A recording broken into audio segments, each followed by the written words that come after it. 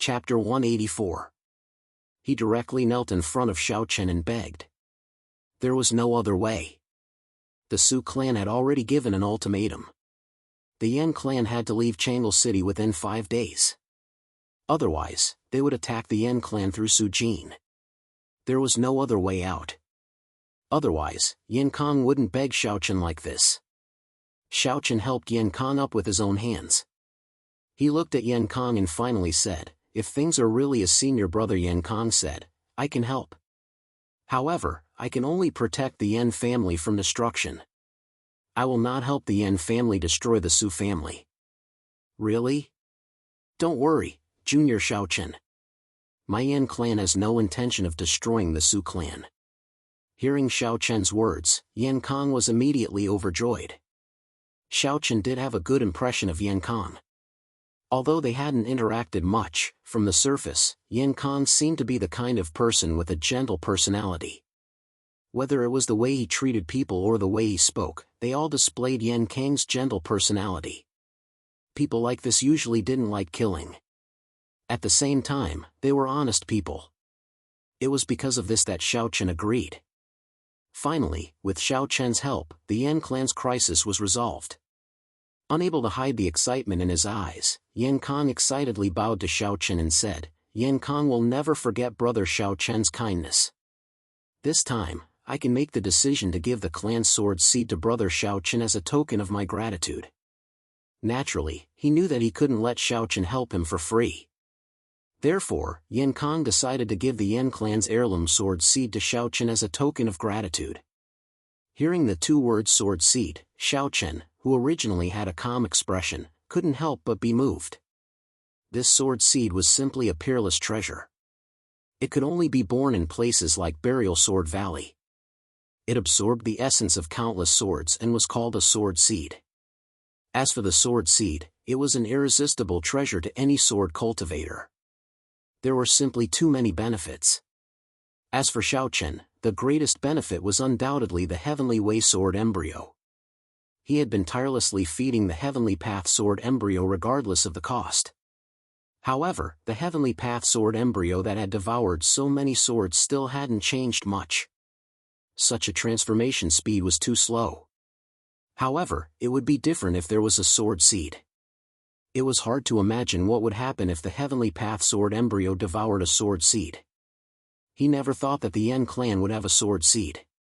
Hearing this, Xiao Chen was filled with anticipation. This was definitely a great opportunity for him. It could greatly reduce the time needed for the Heavenly Way Sword embryo to grow. He didn't know that this sword seed was obtained by the Yan clan's ancestor by chance. After that, it had been passed down from generation to generation. Now that it was a matter of life and death, the Yan clan was willing to give it to Xiao Chen. After all, the Yan clan members weren't fools. They knew that ordinary treasures wouldn't be too attractive to Xiao Chen. It would be embarrassing to take it out. Looking at the entire Yan clan, the only thing that could make Xiao Chen value was the sword seed. Therefore, the Yan clan members gritted their teeth and agreed to give the sword seed to Xiao Chen to thank Xiao Chen for his help. He set a time with Yan Kong and told him to find him at the Sky Sword Peak the next morning. Then, the two of them set off for Changle City. Yan Kong personally sent Xiao Chen to the foot of the mountain and watched as Xiao Chen left. Only then did he turn around and use a sound transmission talisman to inform the Yan clan of what had happened here.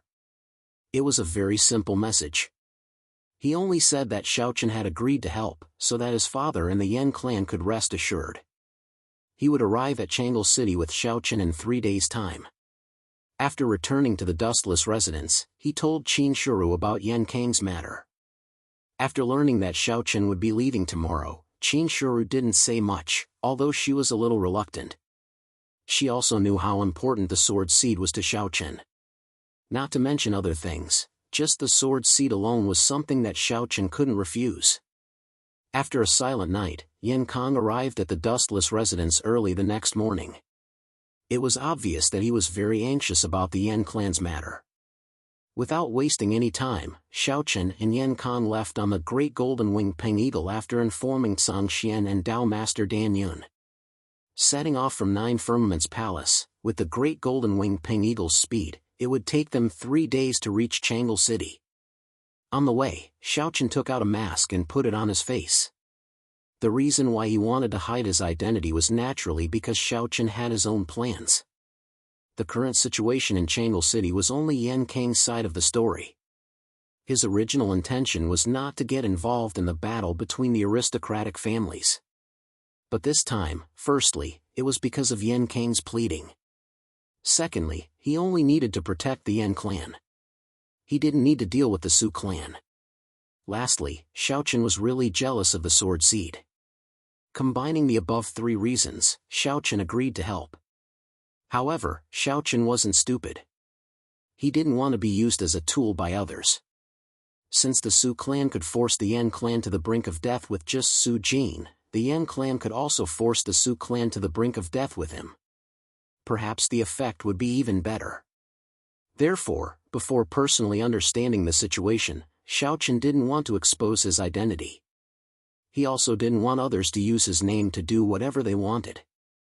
Seeing Xiaochen put on the mask to hide his identity, Yan Kang was not stupid. He quickly guessed Xiaochen's intention. Yan Kang didn't say anything about it. After all, if the truth was as he said, then it didn't matter whether Xiaochen hid his identity or not. In the end, it was fine as long as Xiaochen could protect the Yan clan. Due to the urgency of time, the two of them didn't stop to rest along the way. After 3 days, the two of them finally arrived at Changle City. They didn't directly fly into the city on the great golden-winged ping eagle. Instead, they walked into the city and went all the way to the Yan clan. As the 2 patriarchs of Changle City, the Yan clan's mansion was naturally extraordinary. However, perhaps because of the Su clan, the Yan clan's mansion had become deserted and desolate. Under Yan Kang's lead, the two of them strode into the courtyard and went all the way to the main hall. At the same time, Yan Kang's father, the current patriarch of the Yan clan, Yan Muyu, was already waiting there with a group of Yan clan's higher-ups. They had already received Yan Kang's message. However, when they saw Xiaochen wearing a mask, Yan Muyu and the others couldn't help but be slightly stunned. They didn't know what Xiaochen wanted to do. Xiaochen whispered something to Yan Muyu.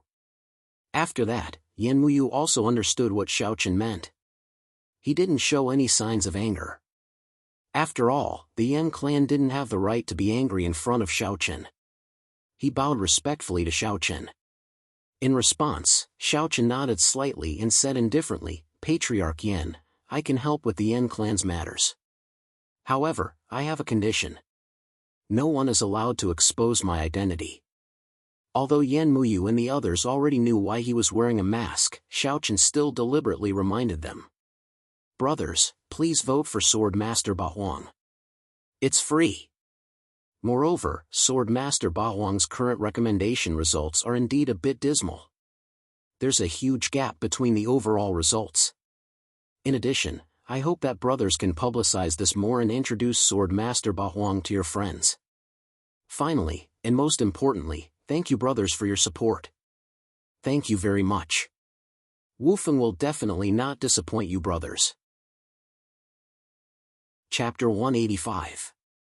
It was forbidden for anyone in the Yan clan to reveal their identities. Of course, only a few of the higher-ups of the Yan clan knew about Xiaochen's arrival. Ordinary members of the Yan clan did not know about Xiaochen's arrival. Yan Kang personally arranged a place for Xiaochen to stay. After resting for about an hour, Xiaochen suggested that they go to Changle City for a stroll. It was his first time in Changle City. As one of the 8 main cities in the Central Divine Realm, Changle City's prosperity was naturally not something an ordinary city could compare to. Yan Kang accompanied him as they strolled through the streets of Changle City. There were still 2 days before the 5-day deadline given by the Su family. Xiaochen was naturally not in a hurry. If the Su family really came knocking on his door, and the situation was as Yan Kang had described, he would step forward to solve the Yan family's problem. The wide streets were filled with shops, and there were all kinds of products. Although Xiaochen did not like many of them, he still bought some rouge and face powder that women liked. He planned to bring it back to Qin Shuru, Qing Yao, and Qing Luo. They strolled leisurely. Yan Kang, who was very familiar with Changle City, naturally acted as a tour guide. He had grown up in Changle City and was very familiar with everything in the city. While the two of them were strolling, a group of young men walked towards them. When Yen Kang saw the leader of the group, his face instantly turned gloomy. Noticing Yen Kang's change of expression, Xiaochen also turned to look at the group of young men who were walking toward them. At the same time, the group of people also saw Yen Kang. The leader of the group immediately revealed a faint smile. He walked straight up to Yen Kang and sneered. "Yen Kang, you actually dare to come back? Why? Are you here to persuade the Yen family to move out of Changle City?" The young man was called Su Chu. He was the young master of the Su family and also Su Jin's brother. Su Chu was also a Dao disciple in the 10,000 Weapon Pavilion. His cultivation had also broken through to the Dao Querying realm. Su Chu and Yen Kang had known each other since they were young. They were playmates when they were children. Unfortunately, with the rise of Fenglingya, the Su family's ambition expanded step by step, causing Su Chu and Yen Kang to turn against each other. There were even a few times when Su Chu humiliated Yen Kang in public. In the face of Su Chu's provocation, Yen Kang did not want to pay attention to it. However, how could Su Chu let Yen Kang leave so easily? The group of young men following behind Su Chu immediately blocked the path of Yen Kang and Xiaochen. Su Chu glanced at the masked Xiaochen with an indifferent expression. He did not care and continued to look at Yen Kang as he spoke. "There are only 2 days left. Yen Kang, go back and tell the Yen clan that if they know what's good for them, they should leave Changle City on their own accord. Otherwise, when my sister returns, I'm afraid it won't be so easy for the Yen clan to leave even if they want to." After that, Su Chu walked away directly without waiting for Yen Kang's reply. It was just a simple stroll around Changle City. He did not expect to meet Su Chu. Su Chu's return to Changle City clearly proved that the Su family had the intention of dominating Changle City and was prepared to kill the Yen clan. Xiaochen glanced at Xiaochen apologetically. Regarding this, Su Chu did not care too much. In the eyes of the current Xiaochen, such provocation was meaningless. As long as he wanted to, he could kill Su Chu without even knowing how he died. Xiaochen was only at the earthly mirror realm while Su Chu was already at the Dao Querying realm. Both sides were not on the same level. However, if Xiaochen really wanted to touch Su Chu, he only needed to send a message back to Nine Firmament's palace. Those Dao children would not hesitate to attack. As for Su Chu, he clearly did not have the ability to command those Dao children from the Myriad Weapon Pavilion. This was the difference in status between the two of them. Originally, Xiaochen did not want to pay attention to this meaningless provocation. After all, if the Su family really dared to come 2 days later, Xiaochen would make them go back to where they came from. Just as he was about to leave with Yen Kang, Su Chu's shout suddenly came from behind Xiaochen. Su Chu shouted coldly, "Where did this little brat come from? Get lost!" Along with the shout, a little girl stood in front of Su Chu. Of course, this little girl did not do it on purpose. What could a 5 or 6-year-old child know? However, because of this little girl's unintentional mistake, Su Chu directly kicked the little girl. Then, the little girl was sent flying. She did not have any cultivation and was only 5 or 6 years old. On the other hand, Su Chu was a genuine Dao Querying realm expert. With this kick, the little girl was immediately killed, committing murder on the streets. However, regarding this, no one in the surrounding dared to step forward to stop it. Only the little girl's mother was so frightened that her face turned pale. She hugged the little girl's corpse and cried bitterly. Everyone in Changle City knew that the situation in Changle City was going to change. The situation where the two powers existed side by side was about to change. The Su family was about to become the only overlord in Changle City. Perhaps it was because of the rise in the Su family's status that the Su family's disciples became more and more rampant in Changle City.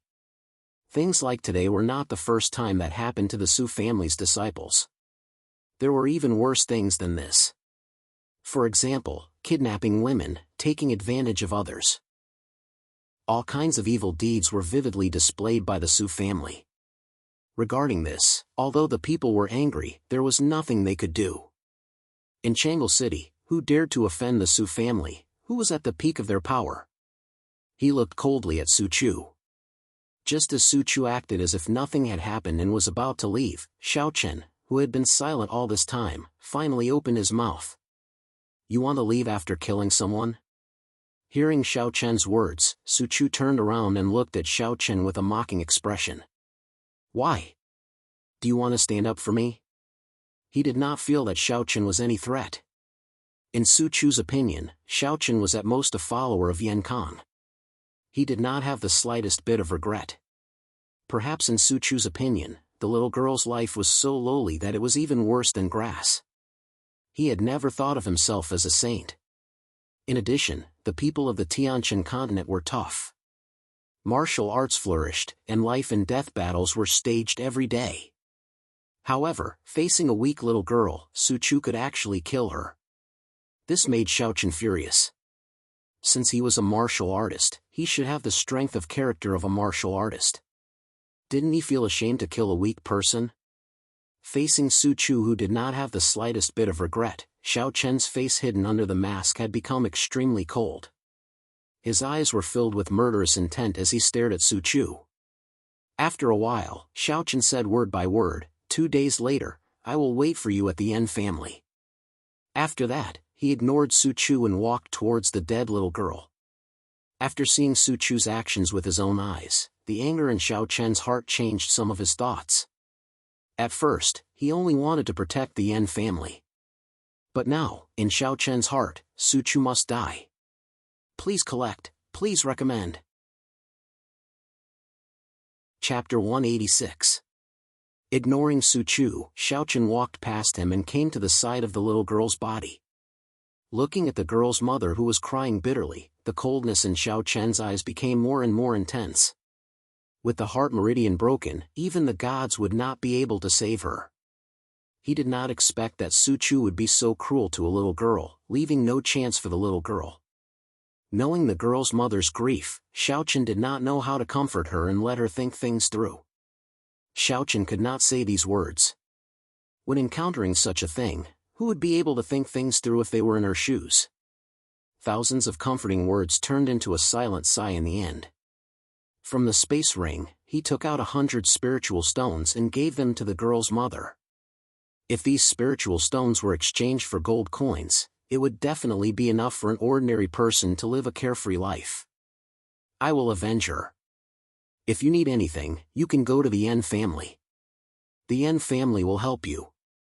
After handing the spiritual stones to the girl's mother, Xiao Chen gently touched the girl's forehead and said slowly. Now, for this weak woman, all comforting words were useless. The only thing Xiao Chen could do was to avenge the little girl and try his best to help her family. For this matter, the Yan family was obviously more suitable for him. Because the Yan family was a big family in Changle City, Xiao Chen was just a passerby. Sooner or later, he would have to leave. Therefore, Xiao Chen asked the girl's mother to go to the Yan family. Without answering Xiao Chen, the woman just stared blankly at the little girl's body. In this regard, Xiao Chen did not say anything more. Perhaps only time could slowly heal the wound in the woman's heart. After leaving the spiritual stones, he took a deep look at the little girl. She was only 5 or 6 years old. Perhaps no one would have thought that death would come so suddenly and dramatically. He only hoped that in the other world, the little girl would not meet someone like Su Chu again. Returning to Yan Kang's side, Xiao Chen said lightly, take good care of their family. With the Yan family's power, it should be a small matter. Yes. Hearing Xiao Chen's words, Yan Kang solemnly nodded and replied. After receiving Yan Kang's answer, Xiao Chen looked deeply at Su Chu, as if he wanted to engrave him in his heart. In Xiao Chen's heart, anyone in the Su family could live, but only Su Chu had to die. Even if he was Su Jin's brother, even if he would encounter Su Jin's obstruction, and even if he became enemies with Feng Lingya, Xiao Chen would destroy this bastard at all costs. This kind of person didn't deserve to live in this world. Therefore, even if he had a powerful background, Xiao Chen would completely kill him. Retracting his gaze, Xiaochen and Yan Kang were about to turn around and leave, but at this moment, Su Chu said, "What? Did I allow you to leave?" Perhaps Xiaochen's previous actions made Su Chu unhappy. At this time, he actually refused to let Xiaochen and Yan Kang leave. Seeing this, Xiaochen spoke first before Yan Kang could speak. "What? You want to keep us here? I'm afraid your Su family doesn't have the ability to do so." In the current Changle City, the Su family was like the sun in the sky. However, this was only in terms of momentum. If they were to fight with real swords and spears, the Su family's overall strength was actually not much stronger than the Yan family. The reason why the Yan family fell into such a situation was because they didn't dare to fight the Su family. If they did, Fenglingye would take action and the Yan family would be destroyed. This was certain. Therefore, the Yan family was afraid of Su Jin and Fenglingye, not the Su family itself. In terms of strength, the Yan family wasn't afraid of the Su family. It was just that the Yan family didn't dare to take action. They didn't think that Su Chu would take action at this time. It was just like how Xiaochen didn't take action against Su Chu even though he was overflowing with killing intent. Because there was no one around him now, to kill Su Chu, he would need to transfer people from Nine Firmaments Palace. Therefore, for the time being, Xiaochen suppressed the killing intent in his heart. Su Chu stared coldly at Su Chu. After hearing Xiaochen's words, Su Chu was silent for a moment. Then, he suddenly laughed loudly. "Ha ha! Good! Good! Your Yan family won't shed tears until you see the coffin. Since that's the case, let's wait and see. Now, even if your Yan family wants to leave Changle City safely, it will be impossible. Yan Kang, just you wait." Indeed, he didn't take action impulsively. After saying that, Su Chu gave Xiaochen a deep look. Then, he led the group behind him and left. The conflict didn't erupt at this moment. However, it was already brewing. Whether it was Xiaochen or Su Chu, both of them had already set the stage for a conflict that would shock the entire Central Plains Divine region. This conflict, which would be recorded in the annals of history, would also lead to the first fight to the death between the 10 prided kings. Su Chu directly returned to the Su family. Without any hesitation, he contacted his sister, Su Jin, and asked her to return to the family immediately. In addition, he also asked her to bring Fenglingye along. After receiving her brother's message, Su Jin quickly replied that she would arrive within 2 days.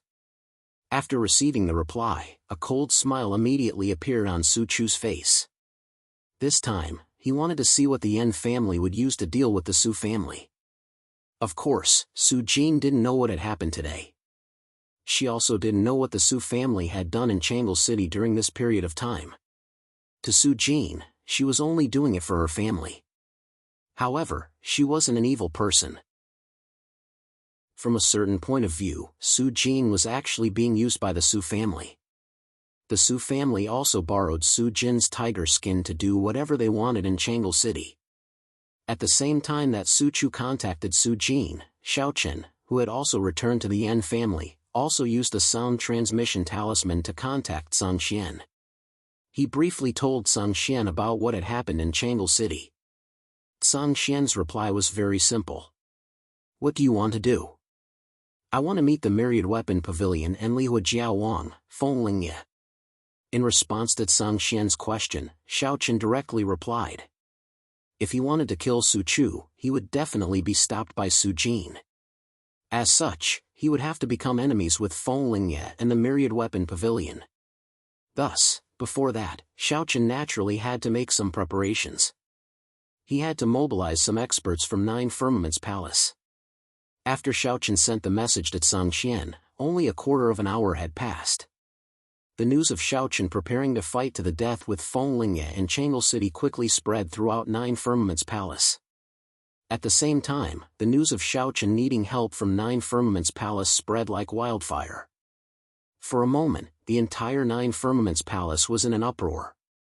The Peak Master of Holy Maiden Peak, Su Jin, was the first to announce that she was willing to head to Changle City to help Xiaochen. Following the words of a peak master, many disciples also expressed their willingness to head to Changle City. Finally, in just half a day's time, hundreds of golden-winged great rocks flew out from Nine Firmaments Palace. There were at least 10 disciples seated cross-legged on each of the golden-winged great rocks. There were over 1,000 disciples in total, and they began heading towards Changle City. Begging for collection, begging for monthly votes, begging for recommendations, begging for rewards. Chapter 187. The ruler of the continent of the Nine Firmaments didn't give the order. Instead, everyone had volunteered. In just half a day, over 1,000 people had embarked on the journey to Changle City. From this, one could see how terrifying Xiao Chen's influence in Nine Firmaments Palace was. Of the 1,000 people, the majority were ordinary disciples of the Nine Peaks. However, there were no less than 30 Dao children.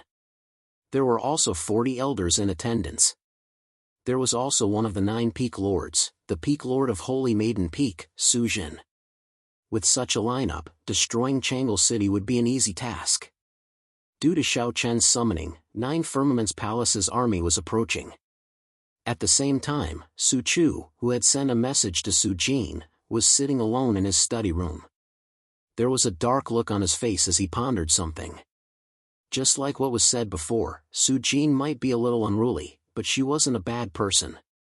She had been deceived by the Su family on many matters. In addition, Su Jin trusted the Su family to begin with, so she didn't think too much about it, which led to the current situation. From the beginning, regarding the matter of Changle City, Su Chu and Su Jin said that the Yan family wanted to annex the Su family, so they asked Su Jin to help. It was also because of Su Chu's instigation that Su Jin was willing to let the Su family pull her tiger skin and force the Yan family into a desperate situation step by step. In Su Jin's opinion, the Su family fought back to protect themselves. However, the reality was that the Su family was ambitious. They wanted to take over the entire Changle City in one fell swoop. He had already received Su Jin's reply. Within 2 days, she and Feng Lingye would return to Changle City. At that moment, Su Chu was thinking about how to get Su Jin to destroy the Yan family. The Yan family has never tried to take revenge on my Su family. Given my little sister's personality, she probably won't do anything to the Yan family.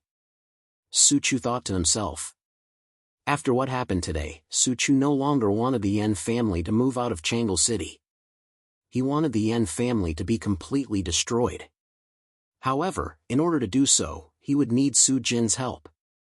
However, given Su Jin's personality, she probably wouldn't agree.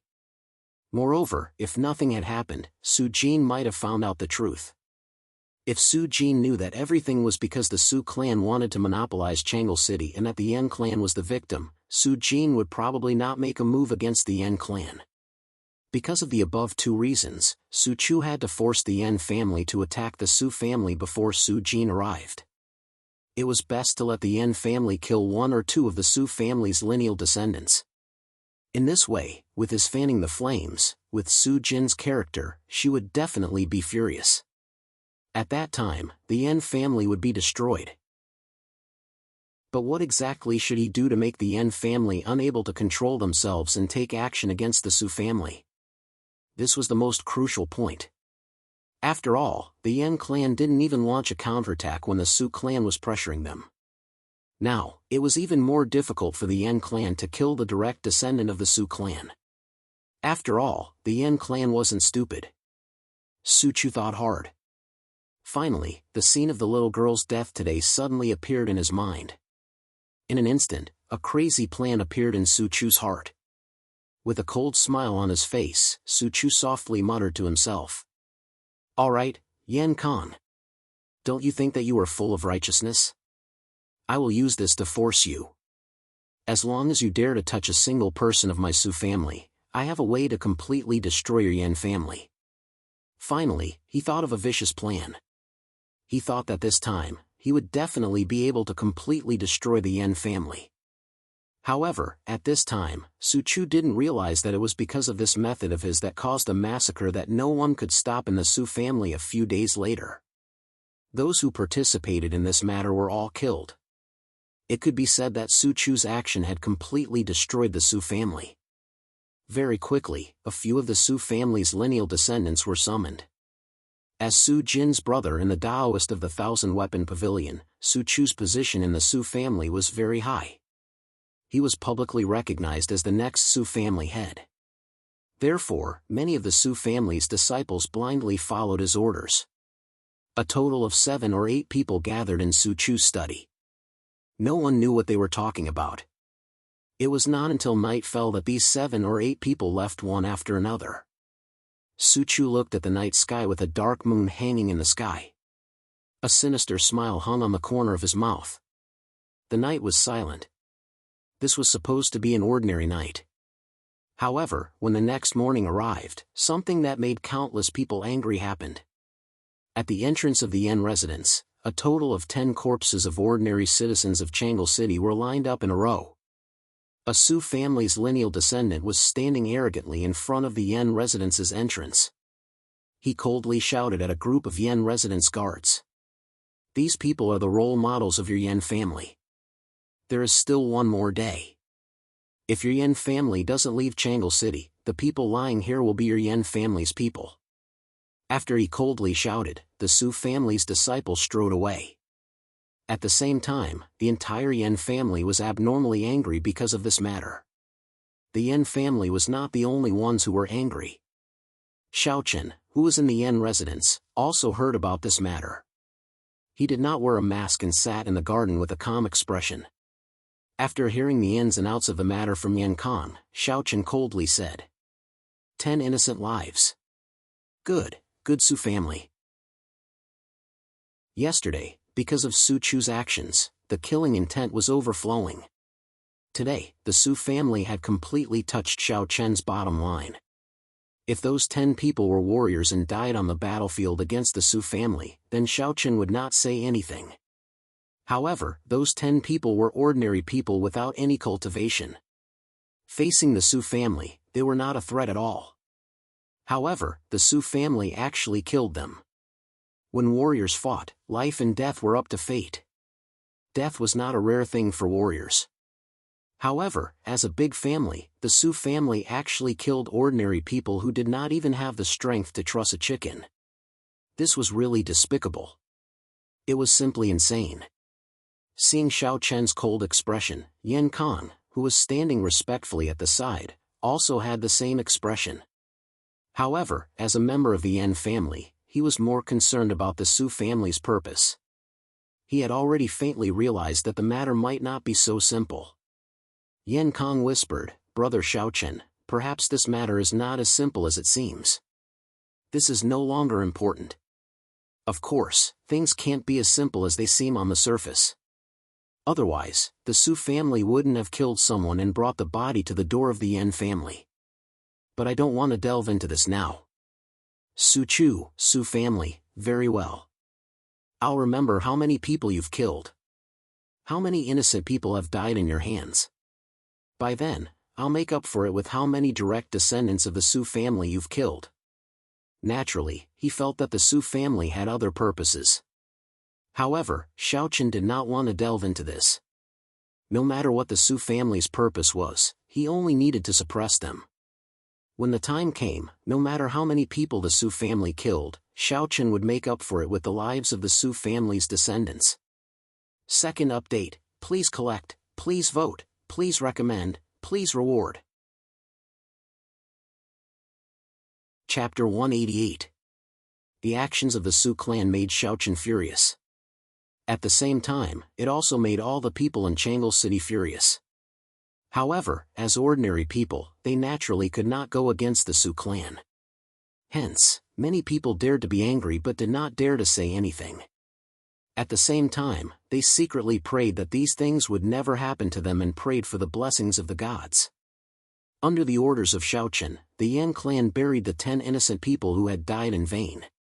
However, other than that, the Yan clan did not do anything else and did not seek justice from the Su clan. Originally, they thought that the matter would end like this. However, early the next morning, a total of 100 corpses were placed outside the Yan clan's gate. At the same time, 3 disciples of the Su clan shouted arrogantly, The content of their words was poles apart from yesterday's. Another 100 innocent people were slaughtered overnight. This time, when Xiaochen received the news, two extremely cold murderous intents suddenly burst out from his eyes. Then, he ordered Yan Kong to kill the 3 direct descendants of the Su clan without hesitation and throw their corpses outside the Su clan's mansion. The Su clan and Su Chu had repeatedly provoked them and killed the innocent. At this time, Xiaochen also made a counterattack. Hearing Xiaochen's order, Yan Kong naturally did not dare to oppose. He immediately led a group of experts from the Yan clan and killed the 3 direct descendants of the Su clan who came to make a scene outside the Yan clan's mansion. Then, he threw their corpses outside the Su clan's mansion. When the Su clan saw the corpses of the 3 disciples, the Su clan was naturally furious. However, Su Chu had a cold smile on his face. They had fallen into a trap. The Yan clan had finally fallen into a trap. In fact, these 3 disciples of the Su clan were specially sent to the Yan clan by Su Chu to be killed by the Yan clan. As expected, the Yan clan killed them. Now that the Yan clan had killed the direct descendants of the Su clan, as long as he waited for Su Jin to return, he would fan the flames a little. Su Jin would definitely not let the Yan clan off. Not only did he use the lives of hundreds of innocent people to force the Yan family, even his own children had become Su Chu's sacrifices. And all of this was just to let Su Jin make a move on the Yan family. Su Chu's plan succeeded, but for his plan, too many innocent people were involved. Such means were vicious, and this was what Xiaochen despised the most. Therefore, even though Xiaochen sensed that Su family's actions must have other purposes, he still didn't care about it. In Xiaochen's heart, he always believed that any conspiracy in the face of absolute strength was just a fleeting cloud. The death of the 3 disciples of the Su family infuriated everyone in the Su family. Some of them even suggested to kill their way to the Yan family and demand an explanation from the Yan family. However, this proposal was quickly stopped by Su Chu. He put in so much effort to create this scene for Su Jin to see. Therefore, before Su Jin returned, the Su family could not make any moves. He persuaded the people of the Su family not to be agitated and to wait for Su Jin to return. Under Su Chu's persuasion, the people of the Su family reluctantly calmed down and promised to wait for Su Jin to return. A mourning hall was set up for the 3 disciples of the Su family. However, they, who had already died, probably did not expect that the Yan clan would dare to kill them. Or rather, they would not believe that Su Chu had actually been using them all along, and the only result for them was to be killed by the Yan clan. Because if the 3 of them did not die, Su Chu's plan would not succeed, and Su Jin would not make a move on the Yan clan. All the people of the Su family were waiting for Su Jin's return in grief and indignation. At the same time, Xiaochen, who was in the Yan clan, was also waiting for the arrival of the experts of the 9-Cloud Palace. Indeed, at this time, the peak master of the Saintess Peak, Su Jin, arrived. Su Jin did not come with the main group. She came alone. As a super expert of the Dao Sovereign Realm, her speed was naturally not something that the golden-winged Great Peng Condor could compare with. She directly found Xiaochen in the Yan clan's mansion. Facing Su Jin's appearance, Xiaochen respectfully bowed. After briefly explaining the matter of Changle City, Su Jin simply said that everything would be up to Xiaochen. After all, she was here to help Xiaochen. With the help of a super expert of the Dao Sovereign Realm, Xiaochen naturally would not refuse. He asked Yan Kong to arrange a residence for Su Jin. Xiaochen planned to wait for Su Jin and Feng Lingya's arrival. After all, the Su family was just a small fry. The real problem lay with Su Jin and Feng Lingya. As Xiaochen was waiting for the arrival of the 9-Cloud Palace's army, within 9-Cloud Palace's Heavenly Sword Peak's dustless residence, a young woman in a cyan dress was chatting with Qin Shuru in the garden. The young woman was very beautiful, not at all inferior to Qin Shuru. Not only was she gentle and beautiful, she also exuded a heroic aura. This was the first time Qin Shuru had seen this young woman before. However, the young woman seemed to know Qin Shuru. At the same time, after chatting for a while, Qin Shuru came to know the young woman's identity. she was Xiao Chen's second sister, Long Qing. Long Qing, who was supposed to stay in the All-Beast Mountain range, had actually appeared in Nine Cloud Palace. Additionally, she was only a level 3 Yao Beast, the equivalent of a human at the Earth Mirror stage. Yet, she was already capable of assuming human form. As expected of the true Dragon Clan. A level 3 Yao Beast capable of assuming human form. This was absolutely shocking.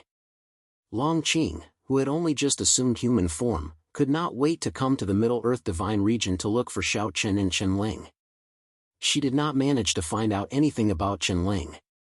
However, she had heard a lot about Xiao Chen.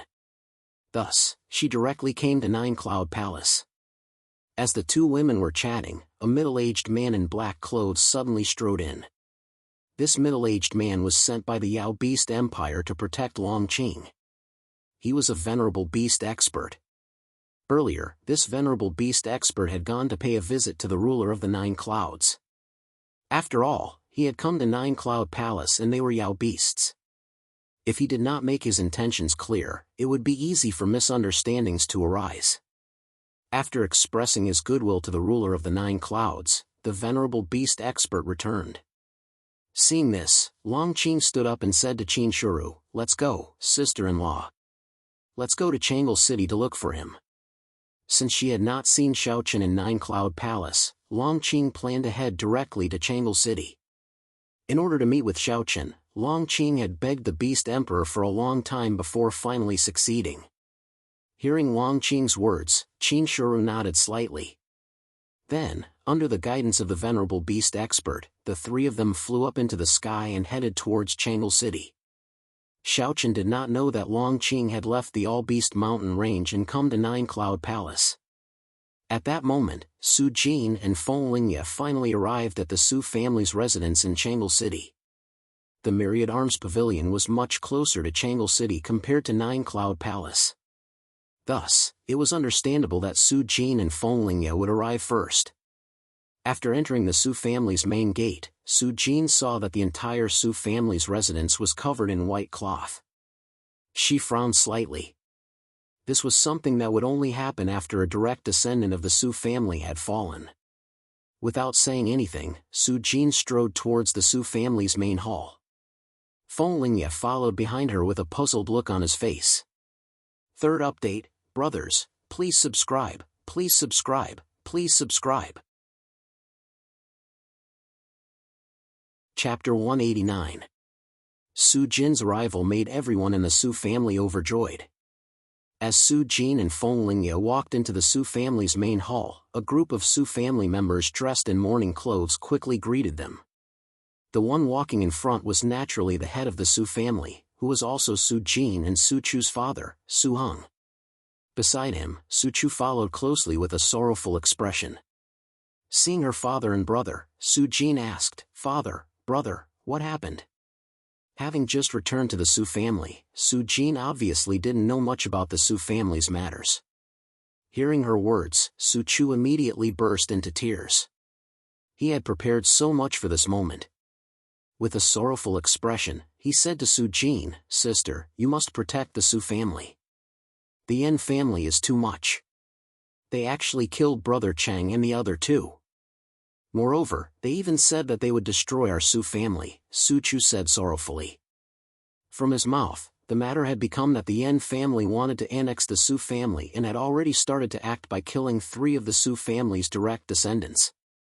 With regards to Su Chu's words, no one in the Su family refuted. It was obvious that they had already discussed and deceived Su Jin in order to monopolize Changle City, describing the Yan family as a heinous family.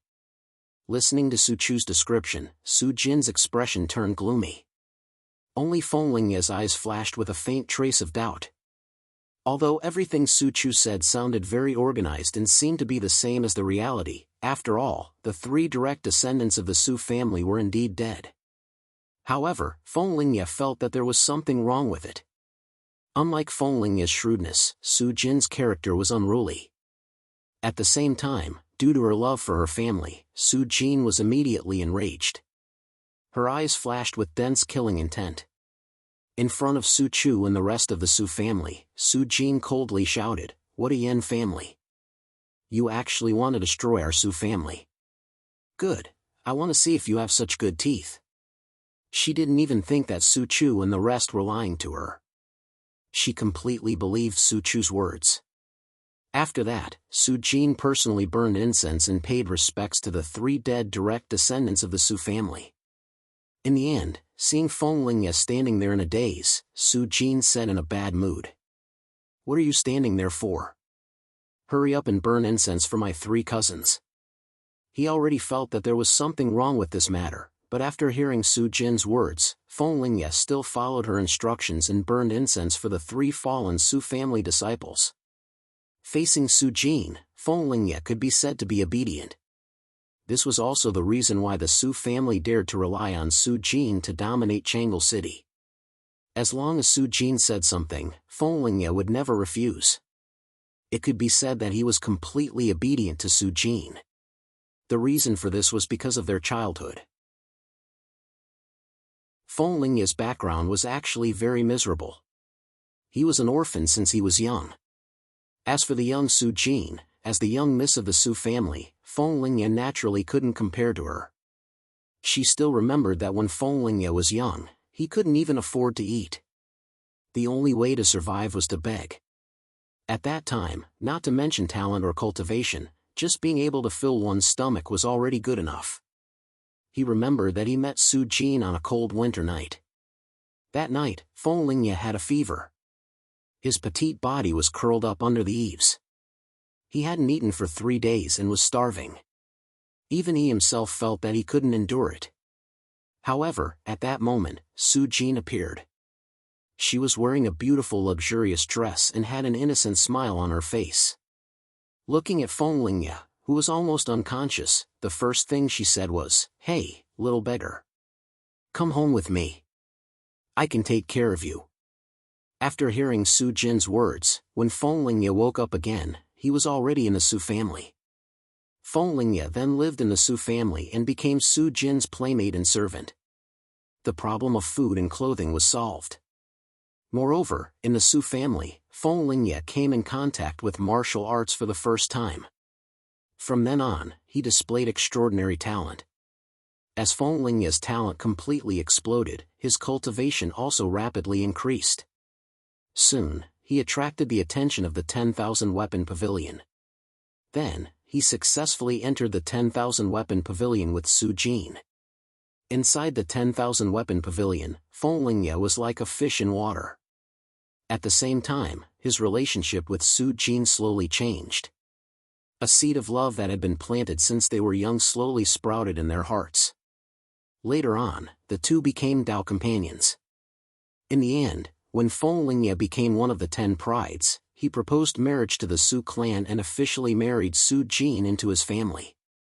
Because of this experience between the two, Feng Lingye could be said to be very protective of Su Jin. This was because in his most difficult and most helpless times, it was Su Jin who helped him. It was also because of Su Jin that he came in contact with martial arts. Otherwise, with his identity as an orphan, even if he had peerless talent, what use would it be? In Feng Lingye's heart, Su Jin was his wife.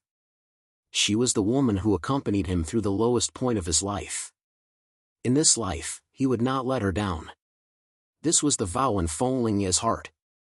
Now that he was one of the 10 great prides, Feng Lingye had indeed fulfilled this vow. He gave the best he could to Su Jin and only hoped that she could be happy. Therefore, no matter what request Su Jin made, as long as it was within his ability, Feng Lingye would not refuse. Listening to Su Jin's words, he lit incense for the 3 deceased Su family disciples. Then, Su Jin directly led the Su family to kill the Yen family. She wanted the Yen family to give an explanation. Otherwise, she would directly exterminate the Yen family. Hearing Su Jin's words, the Su family naturally raised their arms and cheered. Especially Su Chu, who sneered in his heart. Only Feng Lingye frowned and whispered to Su Jin, "Wife, I'm afraid this matter isn't that simple. Why don't we investigate further? The Yen family has already killed their way to our door. What's there to investigate? Fengling, let me ask you one thing. Are you going or not? If not, I'll go by myself. Hearing Fengling's words, Su Jin's unruly temper immediately flared up. She angrily shouted at Fengling. Actually, Su Jin wasn't a person with bad intentions. But because of the environment she grew up in, Su Jin's personality was very unruly and willful. Thinking about it, as the Su family's little princess since young, she naturally wouldn't be bullied. And after going to the 10,000 weapon pavilion, she had Fengling, one of the 10 Pride's kings, as her husband. No one dared to provoke her. This caused Su Jin to almost never suffer any losses since young. Everything had always been smooth sailing. So in Su Jin's opinion, everyone in the world probably had to give in to her. Just by relying on Fengling, it was enough to suppress many people. However, Su Jin clearly neglected one point. Even though Fengling's status was extremely high and no one dared to provoke him in the entire Heavenly Qin continent, he wasn't invincible. Among the younger generation, there were at least 9 people who could compete with Fengling. Fourth update: seeking collection, seeking recommendation, seeking monthly votes, seeking reward. Chapter 190. Because of her unruly personality, Su Jin was naturally enraged when she heard that Fengling wanted to stop her. He had already bullied her to the point of no return. From Su Jin's point of view, this was unbearable. After reprimanding, she no longer paid attention to Fengling. She led the group of Su family members and Su Jin out in large strides. Looking at everyone's backs, Fengling helplessly sighed slightly and then followed behind. Although he felt that there was something wrong with the situation, he had no choice since Su Jin refused to listen to him. Besides, Fengling couldn't just ignore Su Jin. From Fengling's point of view, even if what Su Jin did was wrong, he had to stay by her side. The Su family majestically marched towards the Yan residence. At the same time, the Yan residents naturally received news that Su Jin and Fengling had returned to Changle City. In Xiao Chen's courtyard, Yan Kong truthfully told Xiao Chen about the situation. Hearing that Su Jin and Fengling led a group of Su family members over aggressively, Xiao Chen expressionlessly said, "I hope that Fengling can distinguish between right and wrong. Otherwise, this wouldn't be a simple sparring between 2 proud kings. It would be a life-and-death battle." Xiao Chen then turned to Yan Kong and said, "Let's go out and greet the people from the Su family. We do need an explanation, but it's not the Yan family. It's the Su family that should give us an explanation." They weren't the slightest bit alarmed by the Su family's arrival because Xiao Chen was currently overseeing the Yan residence. With Xiao Chen around, the Yan family naturally didn't fear Fengling. Many members of the Yan family had already gathered in the main courtyard of the Yan family. Very quickly, the members of the Su family also arrived under the lead of Su Jin. They aggressively barged in and saw that the members of the Yan family were already waiting here. Seeing this, Su Jin immediately shouted angrily, "Today, the Yan family must give me an explanation. Otherwise, I will flatten the Yan family." Without wasting any time, she went straight to the point and demanded an explanation from the Yan family. Hearing Su Jin's words, Xiao Chen, who was wearing a mask, slowly walked out and looked straight at Su Jin. "Explanation? What explanation does the Yan family need? On the other hand, the Su family should give an explanation to the citizens of Changle City." "Impudent! Who are you? Do you have the right to speak here?" Hearing Xiao Chen's words, before Su Jin could speak, Su Chu already shouted. In Chu's eyes, Xiao Chen was just a subordinate of the family. Who had the right to speak? Xiao Chen completely ignored Su Chu's angry shouts. His eyes were still locked on Su Jin. Facing Xiao Chen's gaze, Su Jin didn't know why, but she suddenly felt a chill from the bottom of her heart. Fortunately, Fengling came to her side in time, allowing Su Jin to calm down. With Fengling by her side, Su Jin's confidence increased by quite a bit. She once again coldly shouted, "Your Yan clan killed 3 of my direct descendants, yet you still want us to give you an explanation. You've gone too far." Since that's the case, there's no need to say anything more. Today, my Su clan will flatten your Yan clan. Su Jin's spoiled temper completely flared up. However, Feng Lingye had been observing Xiao Chen from start to finish. Although he was wearing a mask and trying his best to conceal his aura, Feng Lingye could still keenly sense a familiar feeling coming from Xiao Chen. Feng Lingye's frown deepened as he stared at Xiao Chen.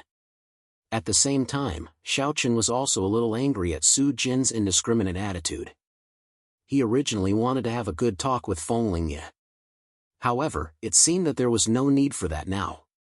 As one of the 10 prided kings, the pride in Xiao Chen's heart could be imagined. Since you don't want to listen, then I won't waste my breath. If you want to fight, then let's fight.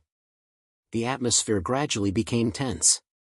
Seeing that the battle between the two families was about to erupt, Feng Lingye finally guessed Xiao Chen's identity and bitterly smiled. Brother Xiao Chen, I didn't expect to meet you here. From the first glance, Feng Lingye felt that Xiao Chen was familiar. Until now, he had finally guessed Xiao Chen's identity. Hearing this, Su Jin was stunned. Everyone in the Su family was also stunned. Seeing that his identity had been seen through, Xiao Chen no longer hid. He took off his mask and revealed his true appearance. However, although Xiao Chen's expression was calm, the coldness in his eyes did not diminish in the slightest. He looked at Feng Lingye and said indifferently, "Brother Feng, are you here to stand up for the Su family?" Xiao Chen's appearance stunned everyone in the Su family. The reason why the Su family could suppress the Yan family was because of Feng Lingye, the king of prides. Now, the Yan family also had the protection of a king of prides. As such, this matter was rather troublesome. Because of Su Jin, Xiao Chen's mood wasn't too good. Hearing this, Feng Lingye helplessly smiled bitterly. "Brother Xiao Chen, Jiner and I have just arrived in Changle City. We don't know much about what happened before. However, Jiner was anxious because her family was killed. That's why she rashly rushed over. If there's something we don't know, I hope that Brother Xiao Chen can tell us." Feng Lingye knew that things weren't that simple. At this moment, he clearly didn't want to become enemies with Xiao Chen. However, just as Feng Lingye finished speaking, before Xiao Chen could speak, Su Jin spoke first. "Xiao Chen, so what if you're the king of prides? A life for a life. A debt must be repaid with money. This is an eternal principle. The Yan family killed 3 people from my Su family. Today, no matter what the reason is, the Yan family must pay with their lives." She didn't give Xiao Chen a chance to explain. Hearing this, Xiao Chen looked deeply at Su Jin. From Feng Lingye's words, Xiao Chen had already guessed that Su Jin probably didn't know much of the truth. Even so, Su Jin's attitude made Xiao Chen very unhappy. He originally wanted to explain, but Xiao Chen completely dispelled this idea. "A life for a life. Well said. Since you said so, the Su family can pay with their lives. At least take out 110 lives as compensation."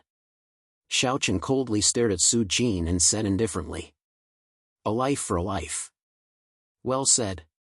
Since the Su family had killed more than 100 innocent people, the Su family could pay with their lives." He didn't give Su Jin any face. Hearing this, Su Jin was completely enraged. She didn't think about anything else and directly shouted at Feng Lingye, "Feng Lingye, kill him for me." She directly ordered Feng Lingye to do it. Hearing Su Jin's words, Feng Lingye shook his head and smiled bitterly. This silly girl really didn't know anything. Xiao Chen was the king of prides. Killing him was easier said than done. Even if Feng Lingye was also a king of prides, to kill Xiao Chen, not to mention whether he could succeed or not, in the end, both sides would suffer. In the end, it wasn't certain who would kill who. At the Thousand Island Lake, the strength that Xiao Chen displayed made Feng Lingye extremely fearful. 5th update. Begging for collection, begging for monthly votes, begging for recommendation, begging for rewards. Chapter 191. She directly asked Feng Lingye to kill Xiao Chen. This sentence thoroughly reflected Su Jin's unruly and ignorant nature. She was unruly because she didn't listen to any explanation. She only thought that the Yan family had to pay the price for the death of a Su family disciple. She was ignorant because she actually thought that Feng Lingye could kill Xiaochen. It was simply ridiculous. Everyone was a king of pride. What right did Feng Lingye have to kill Xiaochen? Even Xiaochen burst into laughter after hearing this. Ha ha. All along, Xiaochen thought that it was normal for a woman to have a temper. Even if she was unreasonable at times, it didn't matter.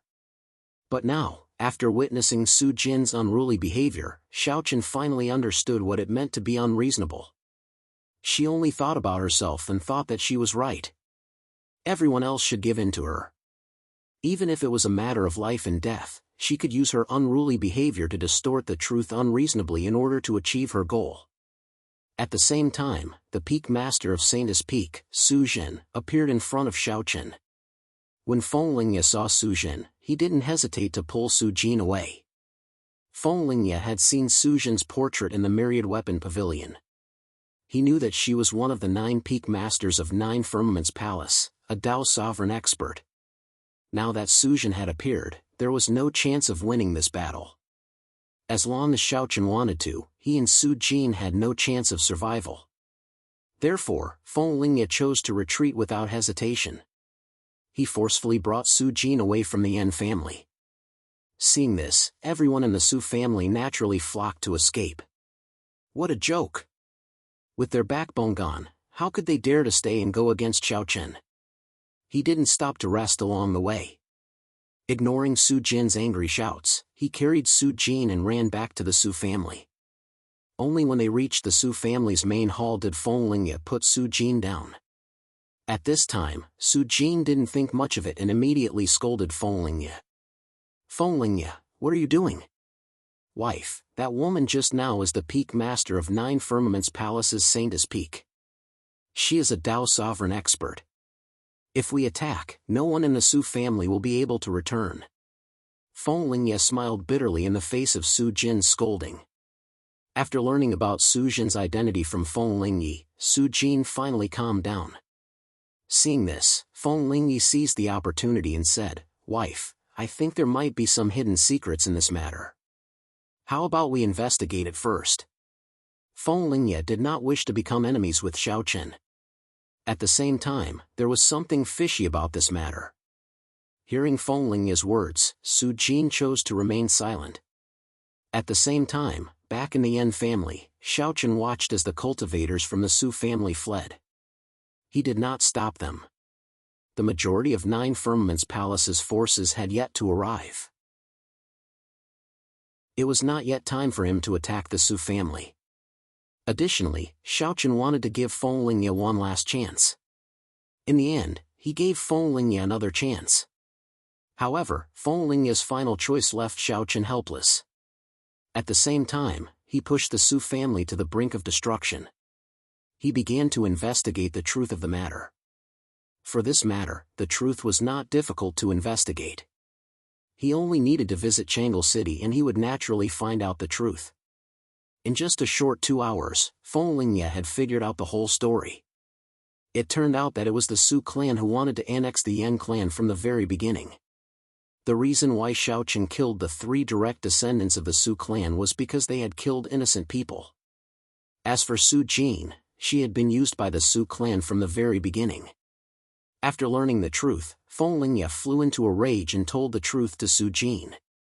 At the same time, the Su family's patriarch, Su Heng, and Su Chu were also called over for questioning. In the study, Su Chu knelt in front of Su Jin and kowtowed to admit her mistake. "Sister, I was wrong. I was really wrong. However, everything I did was for the sake of the family. I also wanted the family to reach a higher level. I didn't have any selfish motives." Since the matter was exposed, Su Chu could only play the emotional card. However, Feng Lingye coldly shouted in response. "For the Su clan? Su Chu, for the Su clan, you can distort the truth and kill innocent people?" The anger in her heart could be imagined. However, facing Su Chu who was kneeling and crying, Su Jin's heart softened. Seeing that his sister's expression had eased, Su Chu continued to add fuel to the fire and incited Su Jin to destroy the Yan clan. Although the Yan clan had now received Xiao Chen's help, Feng Lingye was not someone to be trifled with. After adding fuel to the fire, Su Chu actually succeeded in igniting the anger in Su Jin's heart. After all, no matter what, the three direct descendants of the Su clan had died in the hands of the Yan clan. This was an indisputable fact. Su Chu begged bitterly, sowing discord and fanning the flames. As the father, Su Heng also agreed. Facing her father and brother, in the end, Su Jin actually decided to make a move against the Yan clan. Even if there was Xiao Chen, even if the truth was not like what Su Chu said before, Su Jin still wanted to avenge her three cousins. In the end, because of Su Chu's words, Su Jin finally made up her mind. Su Chu said solemnly, "Sister, I have never asked you for anything since young. However, this time, I am begging you. Since you have the ability, why don't you let the Su clan completely dominate Changle City? The Su clan is also your clan. Don't you want to see the Su clan grow stronger? Although Xiao Chen is now on the Yan clan side, if the Lihua Proud King makes a move, then Xiao Chen will definitely not fight to the death with the Su clan. Sister, please do this for the Su clan. Jin, promise your brother. In the future, the Su clan's patriarch position will also be your brother. Don't you want to give your brother a good future?" After Su Chu's voice fell, Su Heng also opened his mouth. Her father and brother tried their best to persuade her. In the end, Su Jin made up her mind. After calming down, she also guessed that Xiao Chen would not fight to the death with Feng Lingye for the Yan clan. In this way, with Feng Lingye's strength, it would be easy for him to destroy the Yan clan. After making a decision, Su Jin sent her father and brother away and came to Feng Lingye. Feng Lingye already knew what Su Jin was going to say. He sighed helplessly and said, "Jin, you are gambling. Jin, you're taking a gamble. The Su family was already in the wrong. If you do this, you'll be making more mistakes. You think that Xiao Chen won't fight me to the death for the Yan family, but if Xiao Chen really fights me to the death for the Yan family, do you know what kind of situation this will cause?" Su Jin's decision was simply ridiculously wrong. Feng Lingye was helpless. After hearing Feng Lingye's words, Su Jin said with tears streaming down her face, "Husband, I know this is wrong, but please let Jin be willful one more time. Help the Su clan one last time. Xiao Chen is the proud king. It is impossible for him to fight to the death with you for the Yan clan. Help my brother take over the entire Changle City and let him live a happy life. From today onwards, I will no longer care about the Su clan. Husband, Jin begs you." 6th update. Please bookmark, recommend, reward, monthly vote. Chapter 192. Su Jin also knew that the Su family was in the wrong from the beginning to the end. And at this moment, the decision she made was a mistake on top of a mistake. However, facing the request of her father and brother, Su Jin really couldn't refuse. Her brother, Su Chu, was different from her. She had a proud husband and didn't care about the Su family's patriarch position. Su Jin's future was the entire heavenly Qin continent and Su Chu's future was to inherit the patriarch position. Since even her father had spoken, Su Jin's thoughts were very simple. She only hoped that her brother could live a happy life. For this, Su Jin didn't hesitate to make a mistake on top of a mistake. It was a very simple thought, but it also fully reflected Su Jin's willfulness. At this moment, in her heart, there was no right or wrong. There was only one last thing she wanted to do for her brother, something that might make Su Chu happy for the rest of his life. Facing Su Jin's request, Feng Lingye, who would never refuse, fell into silence at this moment. If it was any other matter, Feng Lingye would definitely agree without hesitation. But this matter had already gone against morality. Moreover, if he wasn't careful, it would be out of control. Seeing that Feng Lingye was silent, Su Jin directly knelt in front of Feng Lingye. 2 streaks of tears flowed down her eyes and her voice was choked with sobs. "Husband, Jin knows that this matter is wrong. But to my brother, this is the best future Jeaner can give him. Jeaner begs you, just this once, the last time. After this, Jeaner will definitely not care about the Su family's matters. Facing Su Jin's appearance, Feng Lingye remained silent for a moment before he finally let out a sigh. Forget it. Since young, Su Jin had never begged him like this. Moreover, Feng Lingye also knew the reason why Su Jin did this. Although this reason was very willful, although this reason would cause the destruction of the innocent Yan family, Feng Lingye really couldn't refuse Su Jin. From the bottom of his heart, Feng Lingye was unwilling to agree. But facing Su Jin, facing the irreplaceable love in his heart, and facing the fact that he couldn't bear to see Su Jin cry, Feng Lingye finally agreed. As a man, Feng Lingye's love for Su Jin was indeed admirable. This kind of man was indeed worthy of being entrusted with her life. However, as a proud monarch, Feng Lingye had already lost his calm judgment. His decision had directly led to the situation developing out of control. After agreeing to Su Jin's request, Feng Lingye allowed Su Jin to rest while he sat alone in the study, deep in thought. Even though he knew this was wrong, Feng Lingye still agreed in the end. After several hours of contemplation, Feng Lingye finally used a sound-transmitting talisman to send a letter back to the 10,000-weapon pavilion. Just like Xiaochen, Feng Lingye had also requested help from the myriad weapon pavilion. After receiving Feng Lingye's message, many disciples of the myriad weapon pavilion responded and rushed to Changle City overnight. Dao children, ordinary disciples, elders, attendants, a total of over 1,000 people. Their scale was in no way inferior to 9 Firmament's palaces. They rushed to Changle City overnight. At the same time, a vice pavilion master of the myriad weapon pavilion personally took action. Just like how Heavenly Dan Valley had 9 vice valley masters and 9 Firmament's palace had 9 peak masters, the myriad weapon pavilion also had 9 vice pavilion masters. Their cultivation bases were also at the Dao sovereign stage. In order to fulfill Su Jin's request and to minimize the losses, Feng Lingye planned to use his strongest force to instantly destroy the Yan family. Before Xiaochen could react, the Yan family must be destroyed instantly. That way, even if Xiaochen was enraged, it would be useless. This way, the situation would be under his control. At the same time, the Su family would not have to pay any price. They could do everything themselves.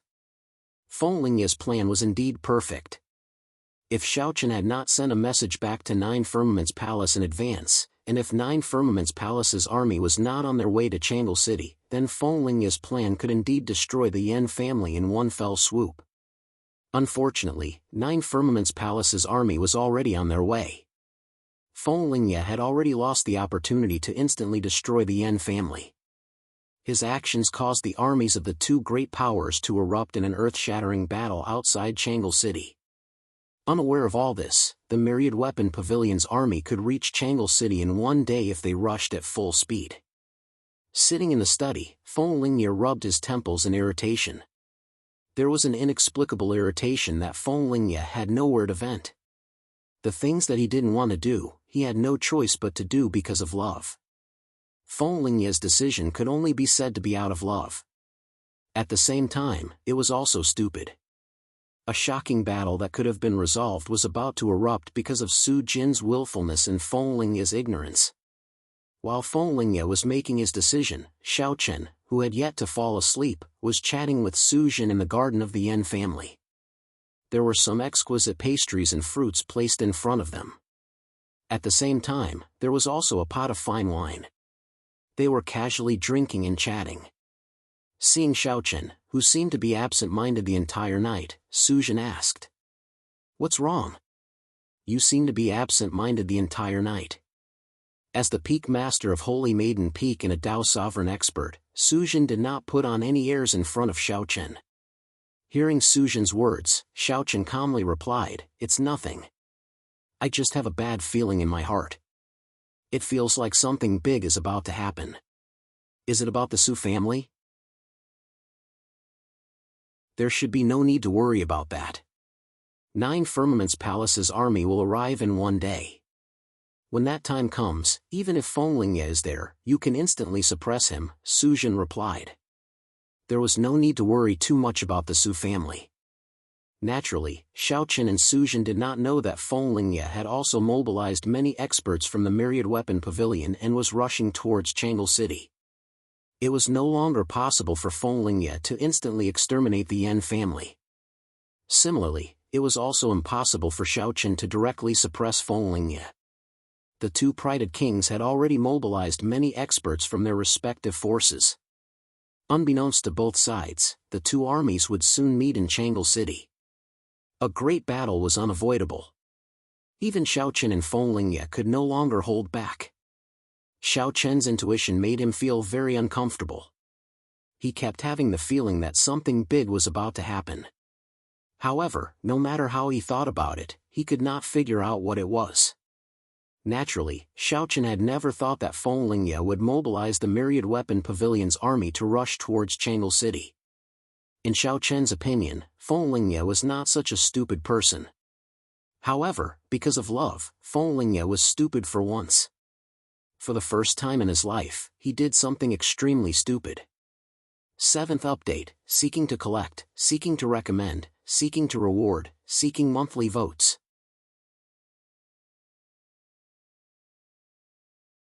Chapter 193. Feng Lingye's decision made the war unavoidable.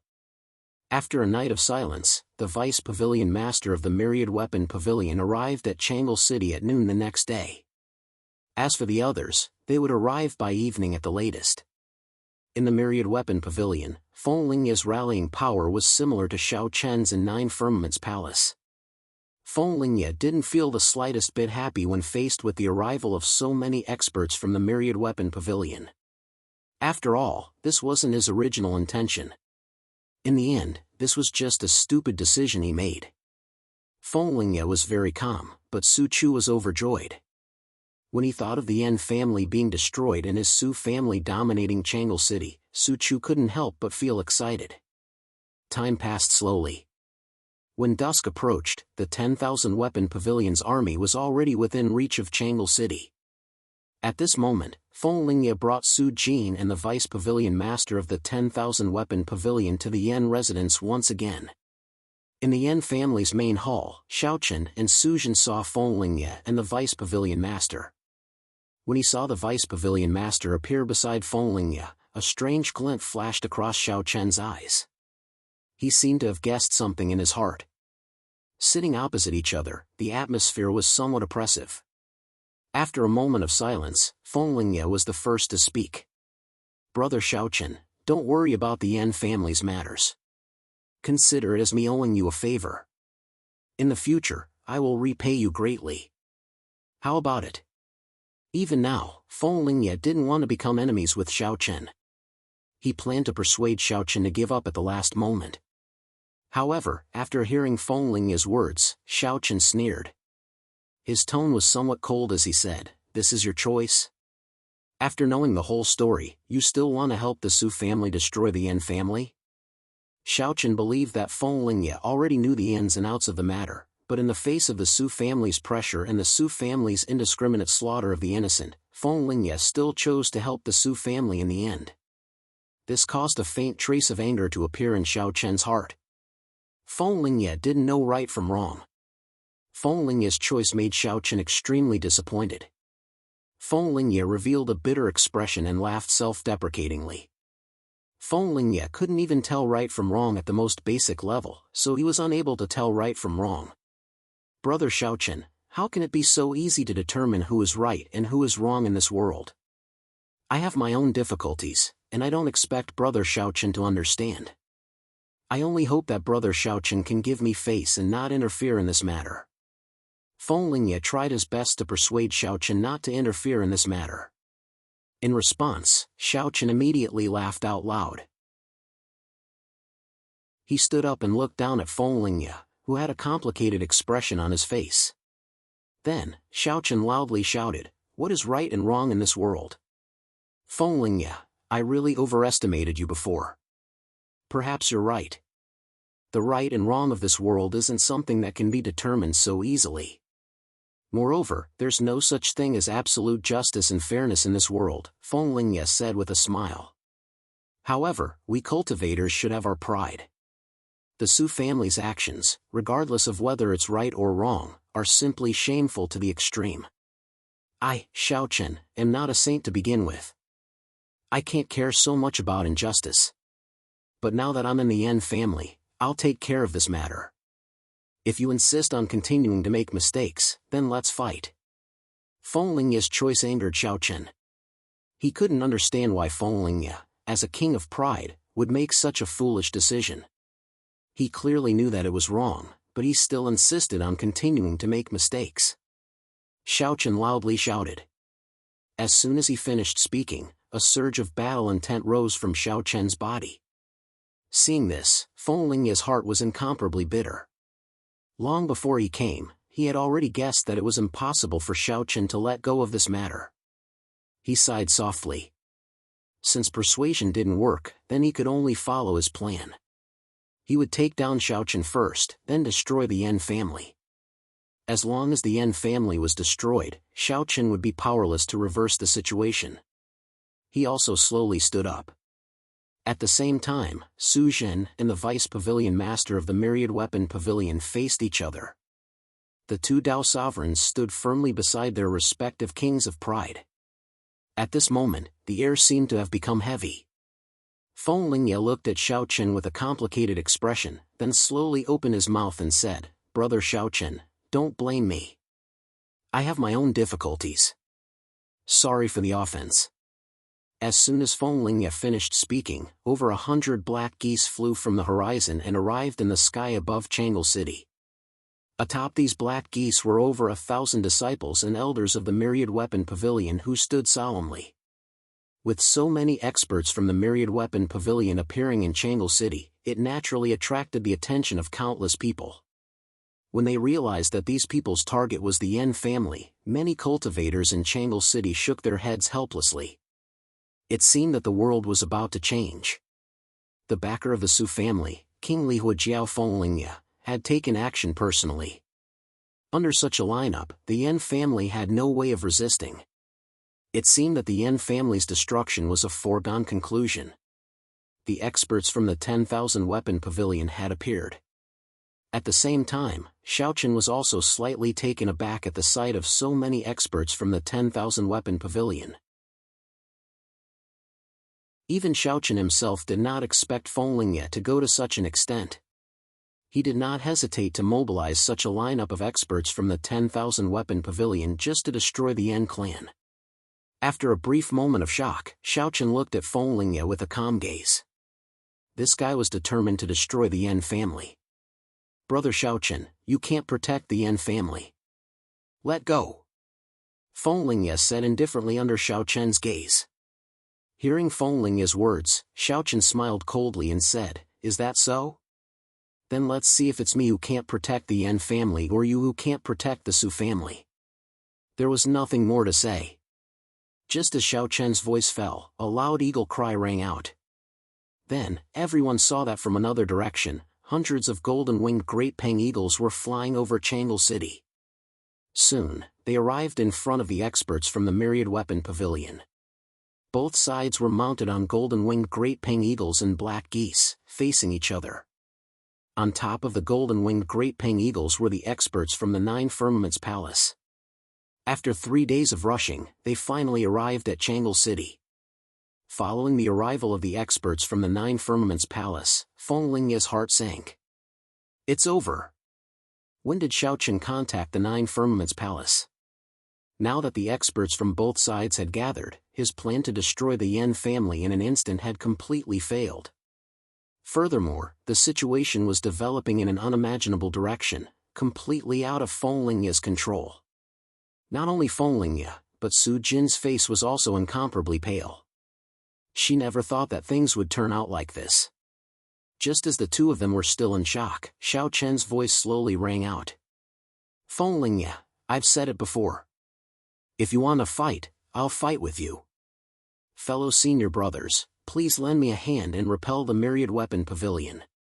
8th update. Begging for collection, begging for monthly votes, begging for recommendations, begging for rewards. Chapter 194.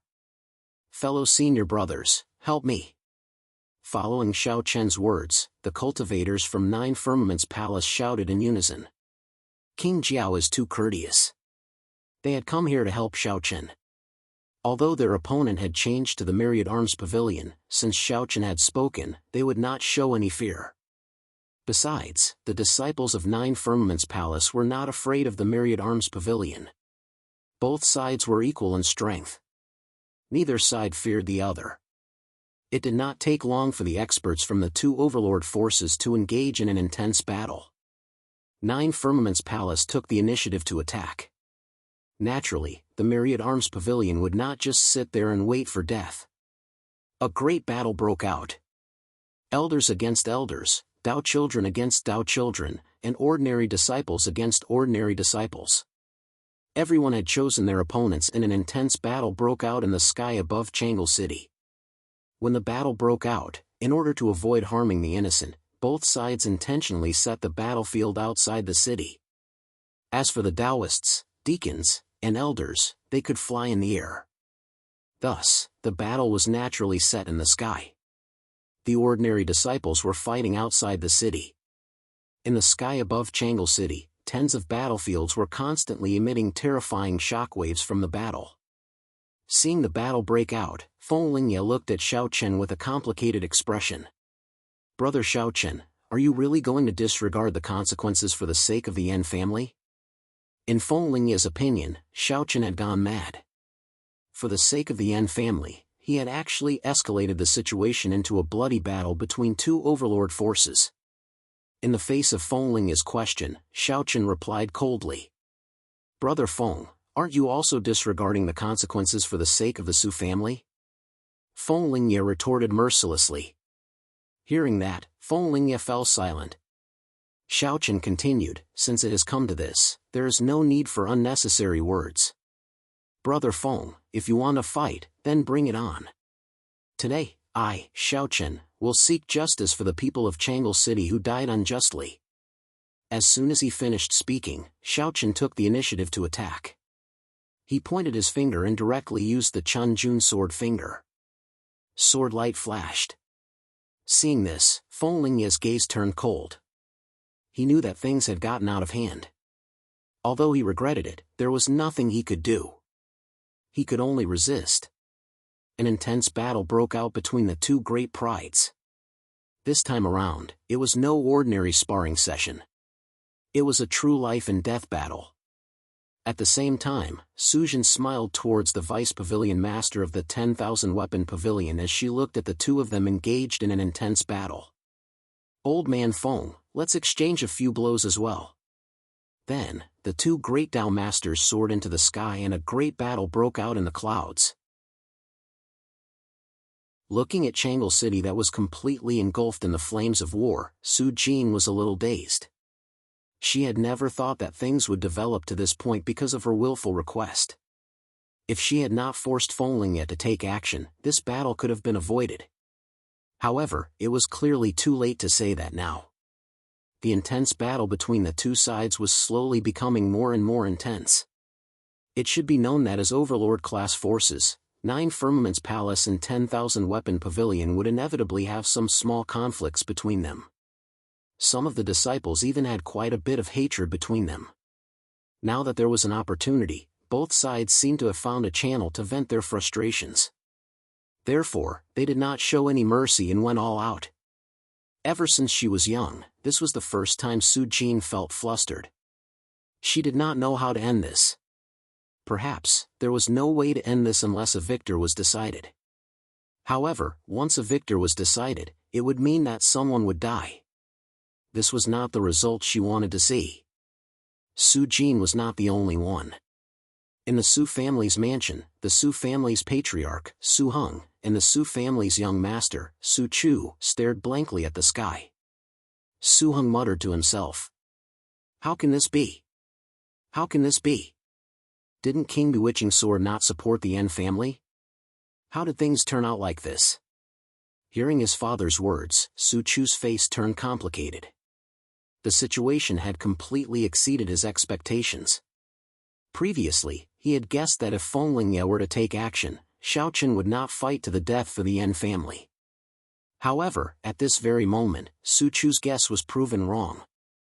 It was a complete mess. The development of the situation had exceeded everyone's expectations. Many people, including Su Chu, were now regretting their decision. The eruption of the battle had caused the situation to blow up. It had even escalated to the point where the two Overlord-class forces were fighting for supremacy. Because of a small matter, or rather, because of a woman's willfulness, the two kings of pride and the forces behind them erupted into an intense conflict. At this very moment, Xiaochen and Feng Lingye were engaged in an intense battle. Unlike when they were sparring, neither Xiaochen nor Feng Lingye held back. Dragon Spring Sword Finger. With a low roar, Xiaochen pointed out with his finger. The second Dragon Spring Sword Finger was instantly executed. The roar of a dragon resounded through the sky as a cyan dragon shadow suddenly rushed out. After breaking through to the Earth Mirror realm, the power of the Dragon Spring Sword Finger was naturally much stronger. Facing the attack of the Dragon Spring Sword Finger, Feng Lingye struck out with his palm. A fiery red palm formed from spiritual energy collided with the Dragon Spring Sword Finger. The two collided head-on and cancelled each other out. At the same time, a small flame appeared on Feng Lingye's palm. Although it was just a small flame, the aura it emitted made Xiaochen feel danger. His expression changed as Xiaochen whispered to himself. Heavenly fire? Feng Lingye also possessed a heavenly fire. In fact, both blacksmiths and alchemists needed a spiritual fire. Furthermore, the division of spiritual fire was the same. As the king of pride of the myriad weapon pavilion, it was normal for Feng Lingye to possess a heavenly fire. Seeing Feng Lingye unleash his heavenly fire, a white flame appeared on Xiaochen's palm. It was also a heavenly fire. Both of them possessed a heavenly fire. At the same time, they flicked their fingers and shouted, "Go!" Two balls of heavenly fire instantly shot out from their hands and collided fiercely in the air. The two balls of heavenly fire, which were only the size of a fingernail, collided fiercely. With a boom, they formed a raging sea of fire that directly enveloped the entire Yan family's main courtyard. It was as if they were in a sea of fire. Xiaochen and Feng Lingye's heavenly fire were constantly colliding with each other. The collision between the heavenly fire seemed invisible, but it was extremely dangerous. Because if one side's heavenly fire was defeated, then its owner would definitely be buried in the sea of fire. From the beginning of the battle until now, it had only been a few hundred breaths of time. The two had already used all their means, even their heavenly fire. Standing proudly in the sea of fire, Xiaochen had already unsheathed his scarlet-edged sword. Unsheathing his sword, he said indifferently, "Feng Lingye, today, the Su family must pay the price for their actions. Even you can't protect the Su family. 9th update, please collect, please vote, please recommend, please reward."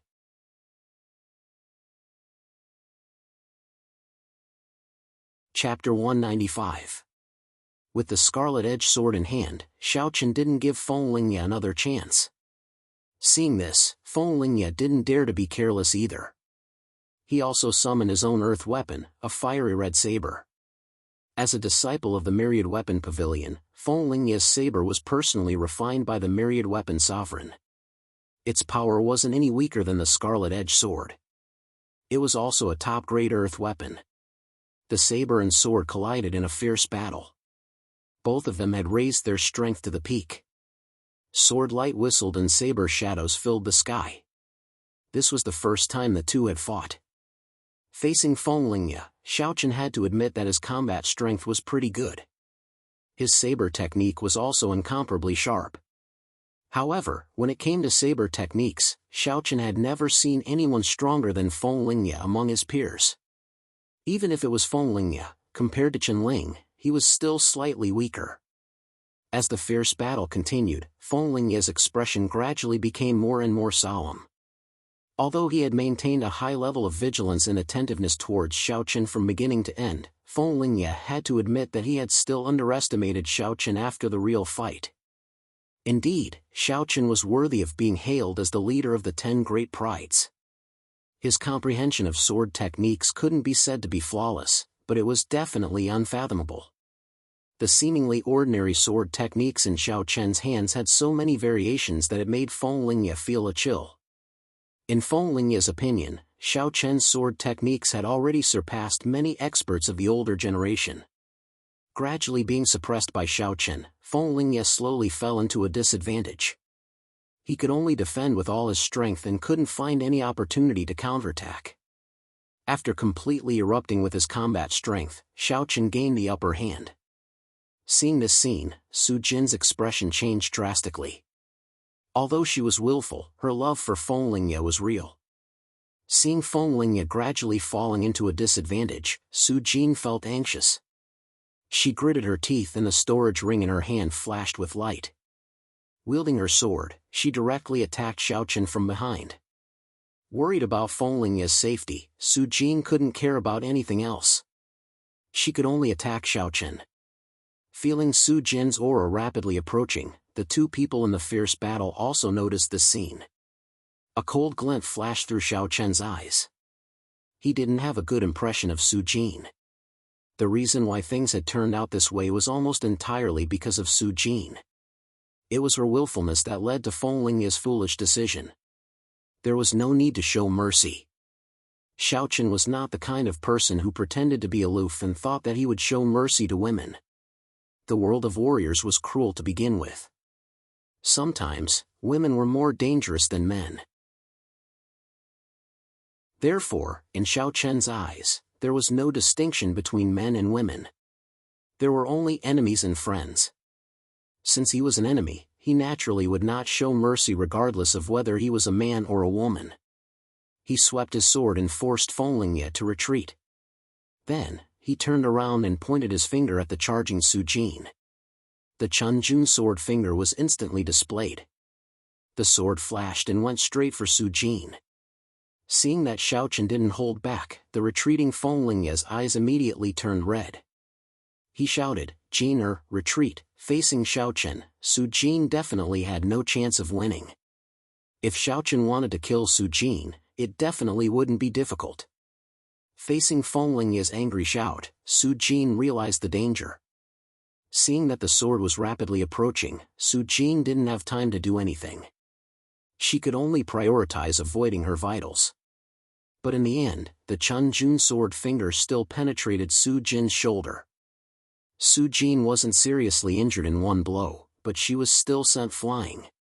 Feng Lingye's eyes had already turned blood red as he watched Su Jin being injured and forcefully stopping herself. It was not difficult to see how deep his love for Su Jin was from the fact that he was willing to agree to Su Jin's unreasonable demands. Because of this love, Feng Lingye was completely enraged when he saw that Su Jin was injured. It was as if he had turned into a ferocious beast that wanted to devour people. His blood-red eyes stared at Xiaochen as he shouted word by word. "Xiaochen, if you dare to hurt Jin, I'll fight it out with you." Su Jin was undoubtedly Feng Lingye's reverse scale. Now that Su Jin was injured, Feng Lingye was completely enraged. As soon as he finished speaking, Feng Lingye held the long saber in his hands. At the same time, a red light bloomed from the long saber. Along with the rise of the red light, the long saber could be seen fusing into Feng Lingye's flesh. It was as if the two had become one. Unity of man and weapon. Feng Lingye shouted in a low voice. Along with his shout, the aura on his body began to soar. It went from the Earth Mirror Realm to the Sky Realm's initial stage. Secret technique. He had directly used a secret technique. The unity of man and weapon was the strongest secret technique in the Myriad Weapon Pavilion. It allowed the user to become one with their weapon and burst out with unimaginable power. It was a very powerful secret technique. If one wanted to learn this secret technique, only weapon refiners could do it. Ordinary cultivators couldn't achieve the unity of man and weapon. Feeling the terrifying aura coming from Feng Lingye, Xiaochen shouted expressionlessly, "Dragon transformation." He had changed the name of the beast transformation secret technique. Because he had refined Long Qing's blood essence, Xiaochen directly changed the name of the beast transformation secret technique to dragon transformation. Along with his voice, Xiaochen's aura began to soar. Soon, he reached the Sky Realm's initial stage just like Fenglingye. Even the secret technique had been used. It could be seen that Xiaochen and Fenglingye were thoroughly enraged. Fenglingye was injured because of Su Jin, while Xiaochen was injured because of the Su family's actions and Fenglingye's inability to distinguish right from wrong. Attacking at the same time, under the enhancement of the secret technique, the battle strength of the two had risen to a terrifying level. The scarlet-edged sword stabbed out, and the sword aura of the Great Perfection Realm suddenly erupted. Facing Xiaochen's sword, Fenglingye quickly condensed a fiery red long saber in his hand, and with a slash, the saber aura exploded. Sword chi and saber chi fiercely collided in the air. Cracks quickly appeared on the ground. Fenglingye's eyes were bloodshot as he coldly shouted. "Xiaochen, you shouldn't have attacked Jin. She's only a woman. How could you attack her so mercilessly?" "A woman? Fenglingye, isn't this woman the one who caused everything today? Because of her willful and rash actions, she caused the deaths of hundreds of innocent people. She created the domineering personality of the Su family. And you, despite knowing all of this, still allowed her to do as she pleased. Fenglingye, if Su Jin was willful and rash, then you're extremely stupid." Facing Fenglingye's cold shout, Xiaochen coldly replied. After saying that, Xiaochen slowly raised his left hand. With a finger, he used the Tai sword finger. 10th update. Begging for collection, begging for monthly votes, begging for recommendations, begging for rewards.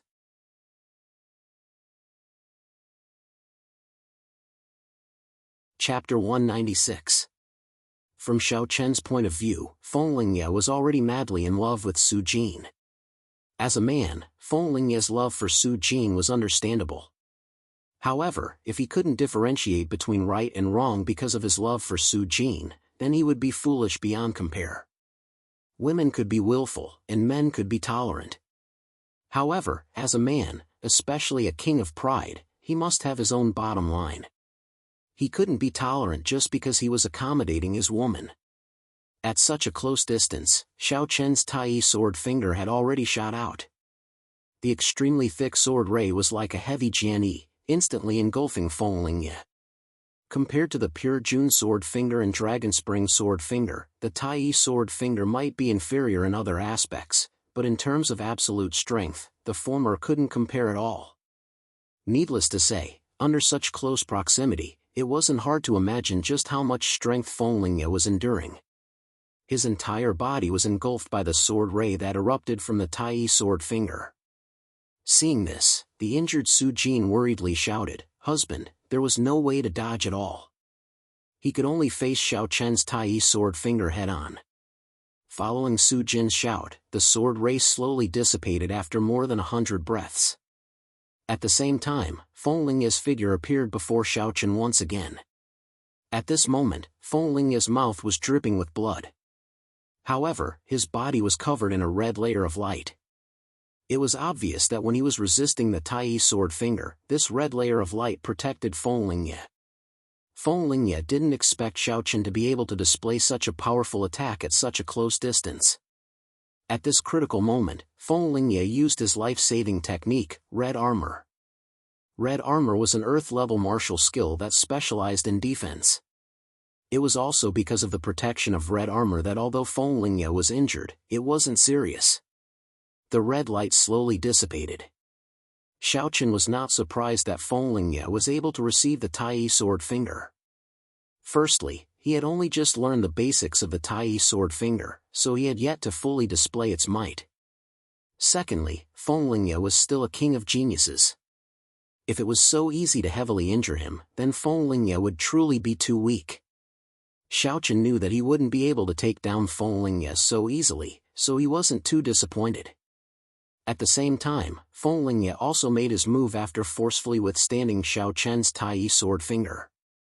He raised his blood-colored saber high above his head and fiercely chopped down. Blood Demon Slash. With a low shout, Feng Lingye also unleashed his own killing move, the Earth-grade high-grade martial skill, Blood Devil Slash. 100-meter-long blood-red saber light descended from the sky like a mountain, intending to ruthlessly suppress Xiao Chen.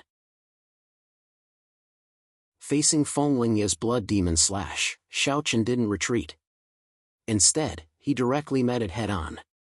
It wasn't that Xiao Chen didn't want to dodge, but that he couldn't. The area of the saber light was too large, and there was nowhere for him to dodge. As such, he could only face it head-on. Raising his aura to the limit, the Perfection Stage Sword Chi firmly protected Xiao Chen. Holding the scarlet edge sword, Xiao Chen fiercely met the blood-red saber light head-on. A massive explosion sounded out, and it was as if two mountains had collided. The surrounding buildings collapsed, and a powerful hurricane blew out, uprooting the surrounding trees. It was an extremely terrifying collision. After more than 100 breaths, Feng Lingye's Blood Demon Slash began to slowly dissipate. As for Xiao Chen, after using all his techniques, he also successfully received Feng Lingye's attack. Both of them had used their killing moves. After receiving Feng Lingye's Blood Demon Slash, Xiao Chen didn't stop.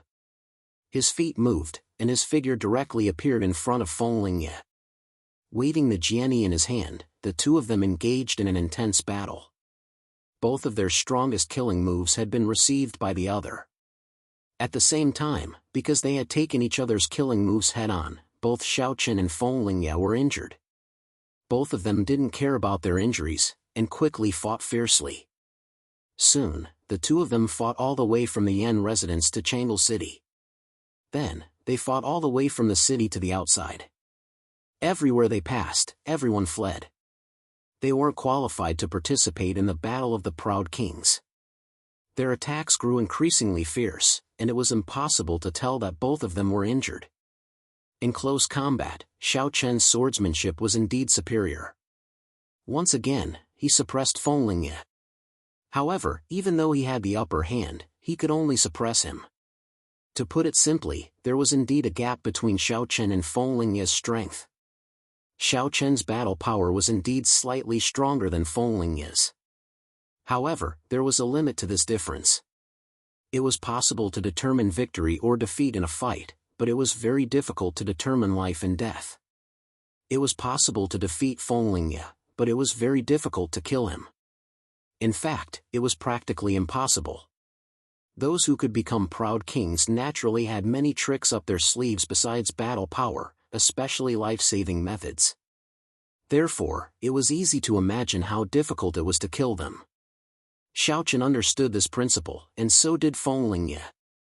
Therefore, even though he had the upper hand in the fierce battle, Xiao Chen didn't feel the slightest bit of joy. On the other hand, Feng Lingye was the same. Even though he was in a passive position, he didn't panic and continued to resist with all his might. After an entire hour, 7 or 8 wounds had appeared on Feng Lingye's body. He took the initiative to retreat, and after widening the gap between him and Xiao Chen, he said, "Xiao Chen, you can't kill me.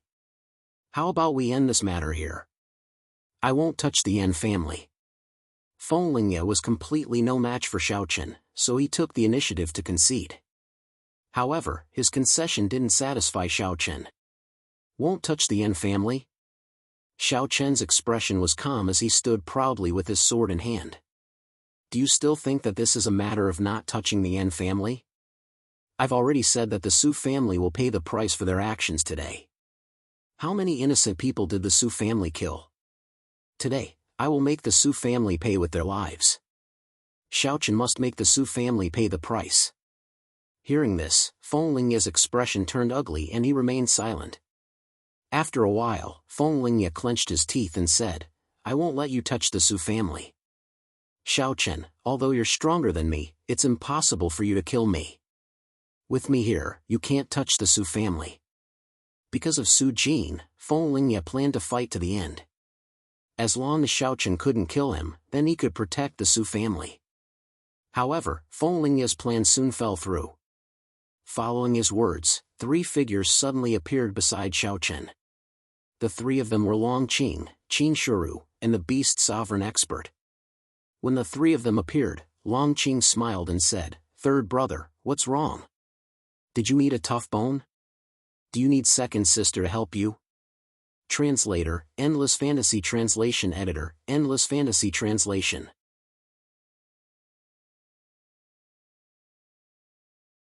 Chapter 197. The appearance of Long Qing stunned Xiaochen. He looked at Long Qing in confusion and asked, Who are you? Stinky brat, you don't even recognize me?" Xiaochen was very confused about the appearance of Long Qing. He didn't know her identity. After all, he and Qinling had never seen Long Qing in human form.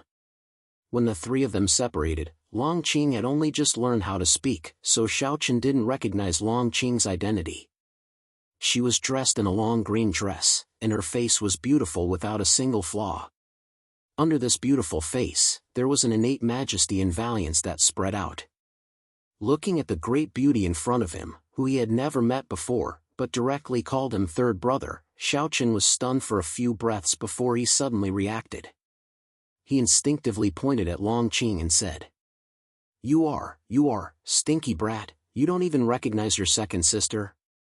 I traveled thousands of miles from the monster beast empire to find you, but you don't even recognize me." Having guessed Long Qing's identity, Long Qing shouted in dissatisfaction. She had transformed. She was only a level 3 monster. Long Qing actually transformed. It was no wonder that Xiaochen was so surprised. It was because Long Qing's transformation speed was too fast. Under normal circumstances, monster beasts could only transform when they reached the Monster King realm.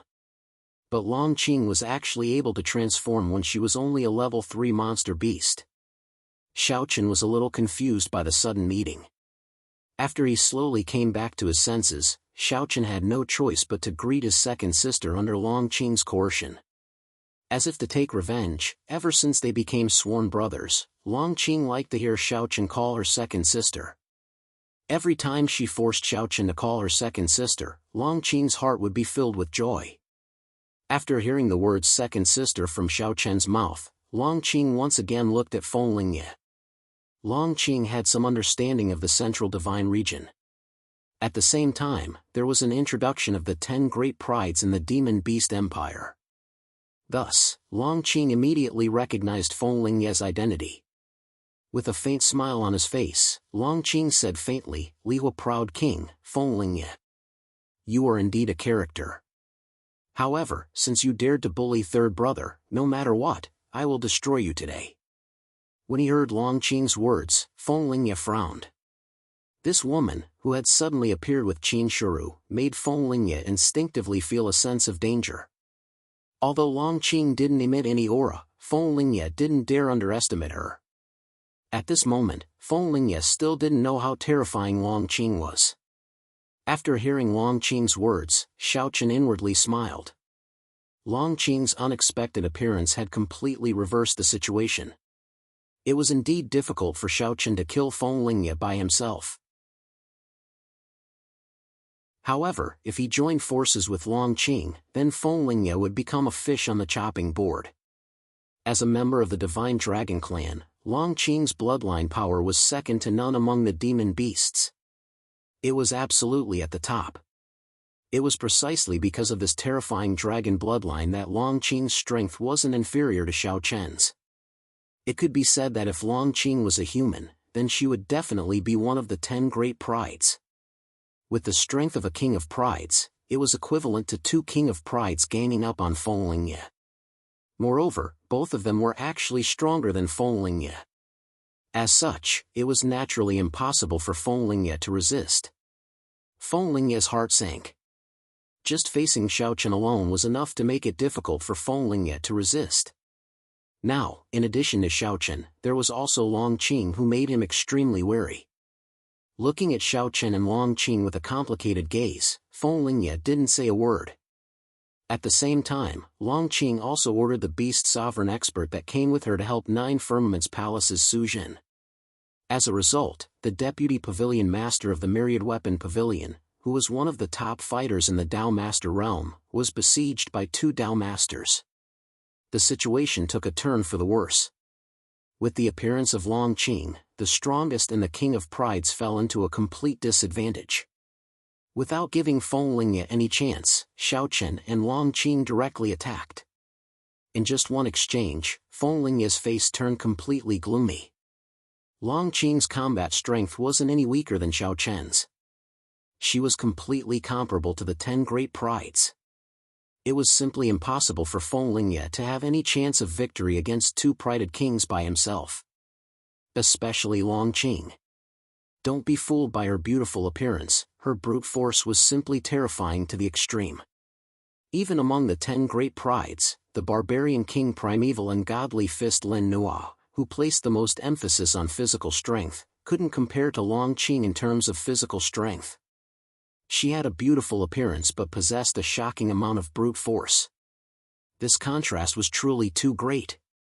Under Long Qing's punch, a large crater was blasted open on the ground. Feng Lingye was completely at a disadvantage. Under Xiaochen and Long Qing's joint attacks, Feng Lingye retreated step by step. If Xiaochen didn't possess the ability to kill Feng Lingye before, then now that the 2 of them had joined forces, it was completely enough to kill Feng Lingye. The aura of death firmly enveloped Feng Lingye as he resisted with all his might. However, as time passed, Feng Lingye's resistance became weaker and weaker. At the same time, Xiaochen and Long Qing's attacks became fiercer and fiercer. Seeing that Feng Lingye was about to lose to Xiaochen and Long Qing, Su Jin, who had endured the pain and rushed all the way from the city, saw the heavily injured and dying Feng Lingye from afar. She had been worried about Feng Lingye. Coupled with the fact that Feng Lingye was being besieged by 2 King of Prides, Su Jin felt a trace of regret for the first time in her life. If she had known this would happen, she definitely wouldn't have willfully made Feng Lingye stand up for the Su family. She regretted it. However, there was no medicine for regret in this world. It was impossible to turn back time. Seeing that Feng Lingye was about to be killed by Xiaochen and Long Qing, Su Jin didn't hesitate in the slightest. She directly rushed forward and used her body to block Xiaochen's sword. At the critical moment, Su Jin's sudden rush caused Xiaochen to be slightly stunned. He immediately changed the direction of his sword and avoided Su Jin's vitals. He didn't take her life. He was merciful. The scarlet-edged sword passed through Su Jin's abdomen but didn't take her life. It was also because of Su Jin's obstruction that Feng Lingye escaped a calamity.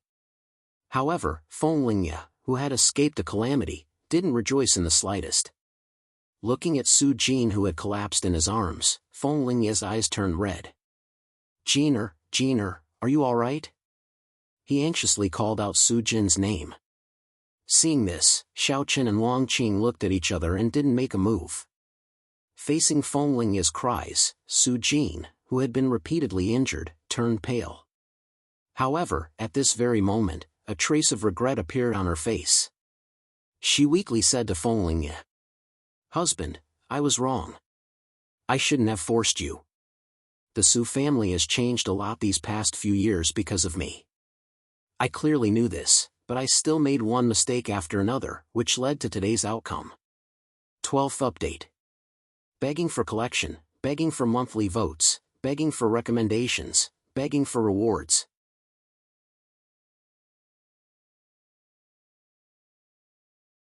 Chapter 198. At this moment, Su Jin finally regretted her actions. Because of her willfulness, Feng Lingye had almost lost his life. Even now, although Xiaochen and Long Qing had stopped attacking, the crisis was still not over. As long as Xiaochen wanted to, he could kill Feng Lingye at any time.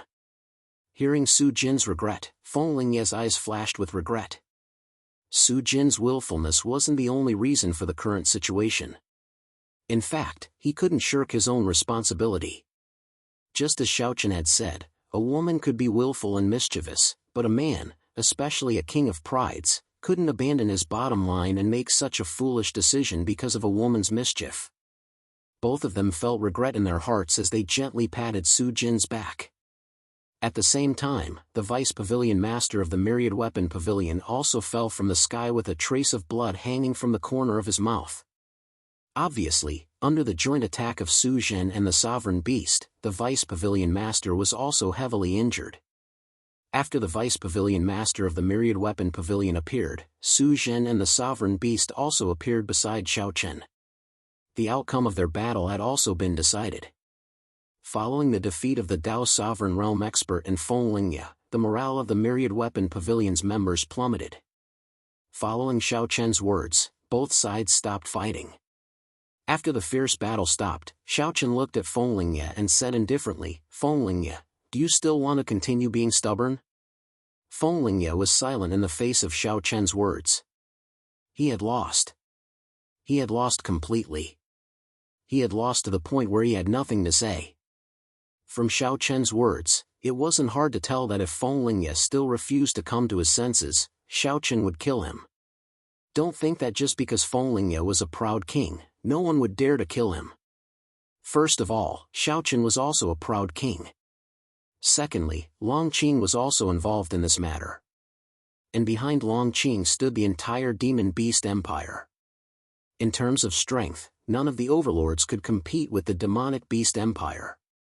After all, there were 3 Beast Emperors in the Demonic Beast Empire. That was equivalent to 3 dominators. Unless the 7 overlords joined forces, they would be able to suppress the Demonic Beast Empire. Otherwise, a single overlord would never be a match for the Demonic Beast Empire. Thus, even if Xiaochen and Longqing were to join forces to kill off Feng Lingye, the Myriad Soldier Pavilion would have to face the pressure of both 9 Firmaments Palace and the Yao Beast Empire in order to exact revenge. With Xiaochen and Longqing's status, it wasn't an exaggeration to say that even if they killed Feng Lingye, the 2 of them wouldn't feel the slightest pressure.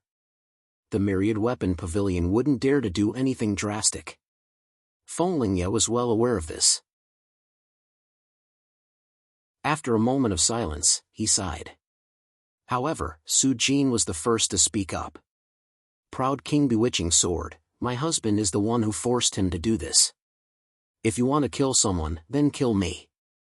All these years, the Su family has been relying on me to become increasingly arrogant and despotic. My husband is actually very displeased with the Su family's actions. If it weren't for me, my husband wouldn't have bothered with the Su family's matters. So, if you want to kill someone, then kill me." In the face of life and death, Su Jin seemed to have grown up. Facing Xiaochen, who could kill Feng Lingye at any moment, Su Jin took on all the responsibility. In the past, Su Jin had thought that Feng Lingye was invincible. No matter what she wanted, even if it was unreasonable, Feng Lingye would satisfy her. But today, Su Jin understood that Feng Lingye wasn't omnipotent. In the heavenly Qin continent, there were still people that he couldn't go against, and Xiaochen was one of them. In front of Xiaochen, Feng Lingye no longer had the strength to protect her, nor did he have the strength to satisfy her unreasonable and willful demands. So, at this time, Su Jin realized that she had to learn to be sensible. As a woman, a little willfulness was fine, but if she couldn't differentiate right from wrong, she would only end up harming herself and the person she loved the most. Feng Lingye was slightly taken aback. At this moment, Su Jin seemed to have returned to the first time they met. She was the proud little girl who brought him back to the Su family. Patting Su Jin's shoulder, Feng Lingye struggled to stand up and looked at Xiaochen calmly. "Brother Xiaochen," Feng Lingye wanted to say something, but before he could finish, Xiaochen interrupted. "The Su family cannot be forgiven for participating in the massacre of the people of Changle City. As for the others, I can give them a chance. But if there is a next time, I will annihilate the entire Su family." In the end, he didn't make a move to kill Feng Lingye and Su Jin. It could be seen that the 2 of them weren't bad people. The reason for this was firstly because Su Jin was being unreasonable and couldn't distinguish right from wrong. Secondly, because Feng Lingye doted on Su Jin, causing him to completely lose his bottom line. After this incident, Xiaochen believed that Su Jin and Feng Lingye would change. In addition, the 2 of them had never done anything outrageous. That was why Xiaochen made such a decision. This was Xiaochen's final concession. Hearing this, Feng Lingye and Su Jin were silent. They understood what Xiao Chen meant. Once they agreed, Su Jin's brother, Su Chu, must die because he was the mastermind of the entire incident. Originally, they wanted to protect Su Chu and her brother. But now, the result didn't change. Su Chu must die. This was Xiao Chen's bottom line. Otherwise, not only Su Chu, but Feng Lingye and everyone in the Su family would die. It seemed like a difficult choice, but in fact, there wasn't much to consider because Xiao Chen's decision was the final concession. If they chose to agree, then most of the Su family could still live. Taking a deep breath, Su Jin opened her mouth and said, "I agree." Originally, she wanted to give her brother a beautiful future. But now, Su Chu no longer had a future. Perhaps some things were already predestined. When Su Chu did those things, the result was already predestined. Since Su Jin agreed, Feng Lingye didn't say anything else. As such, the people from the Myriad Weapon Pavilion couldn't stop them. Seeing this, Xiao Chen waved his hand and called Qin Heng over. He handed over the Su family's matter to him. "Senior brother, I'll have to trouble you with the matter of the Su family. You must ensure that the evidence is irrefutable. None of the members of the Su family who have slaughtered innocent people can be let off. Lock them all up. 3 days later, behead them in public in Chang'e City's main square. King Jiao, don't worry.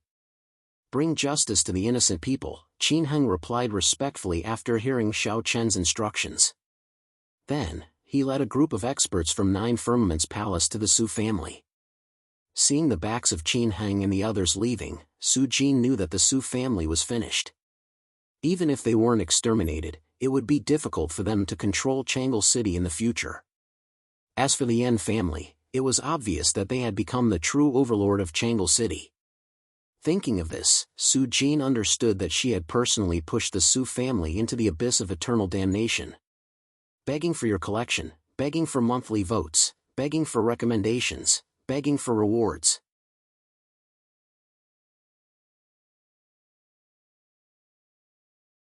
Chapter 199. When Qin Heng led the experts from 9 Firmament's palace to the Su family's residence, Su Chu fell to the ground. There was no need for Su Chu to guess what was going on. Standing in the main courtyard of the Su family's residence, Qin Heng shouted, "Surround the Su family's residence. All members of the Su family, gather in the main courtyard in 15 minutes. Arrest all those who do not show up." After 15 minutes, all the members of the Su family had gathered in the main courtyard of the Su family. Under Qin Heng's questioning, it did not take long for the members of the Su family who had killed innocent civilians to be arrested. There were over 400 people, nearly 1/3 of the members of the Su family. Seeing Qin Heng arrest these people, the faces of the members of the Su family turned ashen. It's over. The Su family is finished.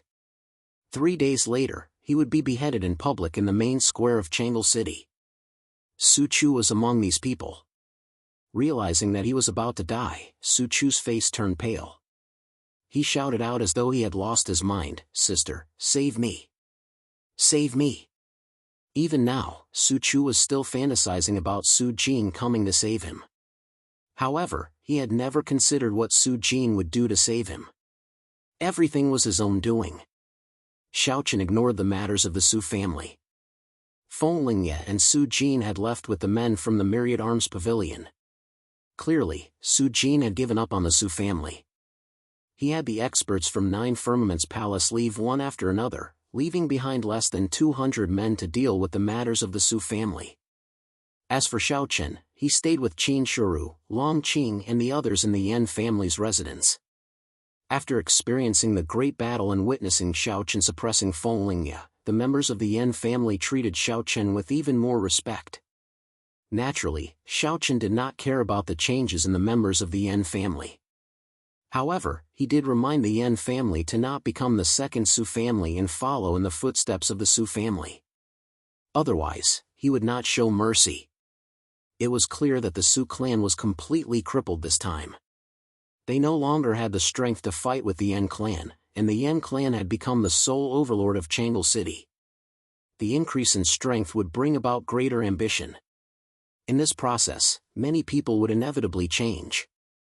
Therefore, no one could guarantee that the Yen clan would not become like the Su clan in the future and become tyrannical and domineering.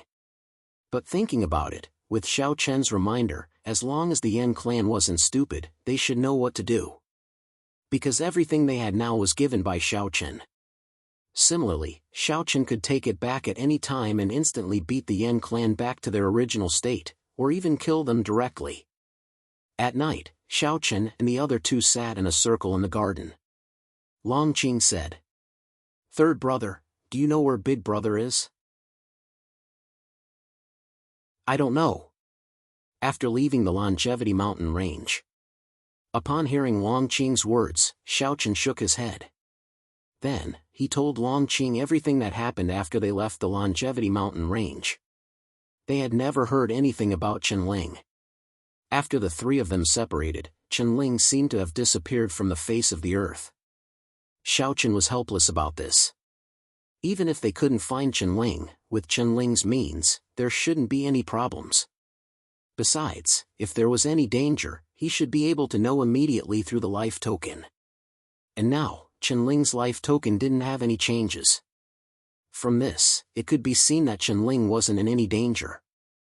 As such, Xiao Chen and Long Qing were relieved.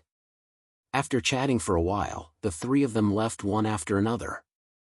On the second day, Long Qing had no choice but to return to the Monster Beast Empire because of the three Beast Emperors' urging. As a pure-blooded dragon, Long Qing was like a little princess in the eyes of the three Beast Emperors. They were afraid that Long Qing would be hurt in the slightest. Therefore, during the time that Long Qing was in the Central Divine Region, the three Beast Emperors would ask about Long Qing almost every day to ensure her safety. Their concern for Long Qing was also a good thing. At least it proved that the three Beast Emperors didn't have any ill intentions toward Long Qing. They personally sent Long Qing off. At the same time, after the previous battle, the rankings of the King of Geniuses ranking outside the Heavenly Secrets Hall changed. After defeating Fenglingya, Xiao Chen's ranking instantly rose to the first place while Fenglingya fell to the bottom. The changes in the King of Geniuses ranking naturally attracted the attention of countless people. The news quickly spread and Xiao Chen temporarily became the leader of the 10 great geniuses. Everyone in the streets and alleys were discussing the changes in the King of Geniuses ranking. Xiao Chen didn't care about it. After waiting in Changle City for 3 days, Xiao Chen personally oversaw the execution. In front of the many citizens of Changle City, he executed the several hundred members of the Su family in public. As the mastermind of the entire incident, Su Chu was unwilling to believe that he had died just like that. Even when his head fell to the ground, one could see the disbelief on his face. With the matter of Changle City resolved, Xiao Chen temporarily became the leader of the 10 great geniuses. After obtaining the sword seed from the Yen family, Xiao Chen returned to Nine Firmaments Palace. Just as Xiao Chen arrived at Nine Firmaments Palace, the 7 overlords simultaneously launched a great purge. This great purge was personally planned by the sovereigns. Although they had done their best to keep it a secret, once the operation began, news of it still spread. For a moment, all the major powers of the Central Divine Region were stunned. What was going on? The sovereigns had actually launched a great purge at the same time? This time, the 7 overlords had been cleansed on an unprecedented scale. In Nine Firmaments Palace, everyone from the prison Flame Peak, including the new leader, Zhan Tianlei, had been captured. Surprisingly, the person who had captured Zhan Tianlei was a ruler of the continent of the Nine Firmaments. From the peak master to the lowest level of odd job workers, no one was spared. In just one night, almost 1/5 of the people on prison Flame Peak were captured and imprisoned in the Thunder Prison without a word. Nobody knew why, but the sovereigns had given orders, so the people of the other peaks naturally didn't dare disobey. The incident with Prison Flame Mountain caused a great uproar within Nine Firmaments Palace. Almost everyone was discussing what had happened to Prison Flame Mountain. None of them could understand why, in just one night, the Lord Ruler would purge Prison Flame Mountain. Not even the Mountain Lord, Zhan Tianlei, was spared. A storm was spreading. The same thing was happening in the seven overlords. All the sovereigns seemed to have gone crazy. They launched a great purge of their subordinates. In the dustless residence, Xiaochen was listening to the news from the outside world. He was shocked. What happened? Why are all the sovereigns making such a big move? Translator, Endless Fantasy Translation Editor, Endless Fantasy Translation.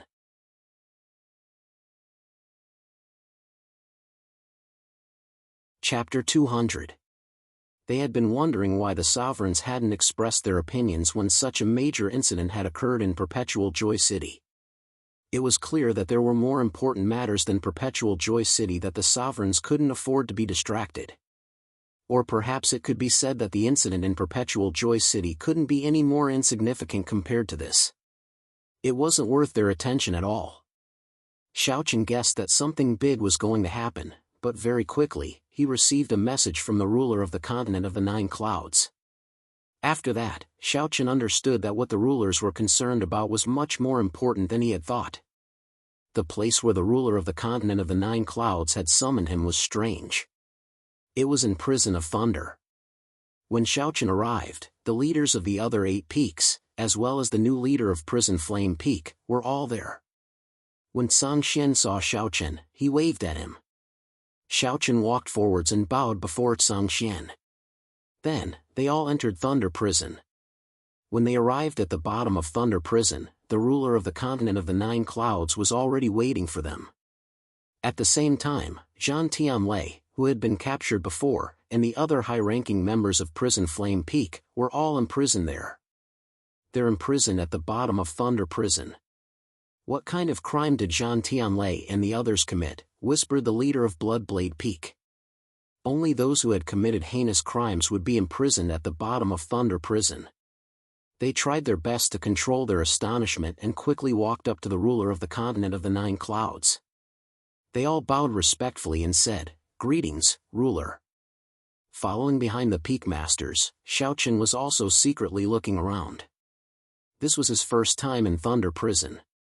He had heard of the famous Thunder Prison a long time ago. However, the lowest level of the Thunder Prison gave him only one feeling. It was cold and damp, and the air seemed to be filled with the smell of death. As soon as he entered this place, he felt an irresistible sense of oppression. Even warriors could feel the oppression at the bottom of the Thunder Prison. If an ordinary person were to enter it, it was no exaggeration to say that their mind would instantly collapse and they would become a walking corpse. He didn't like the feeling of being at the bottom of Thunder Prison.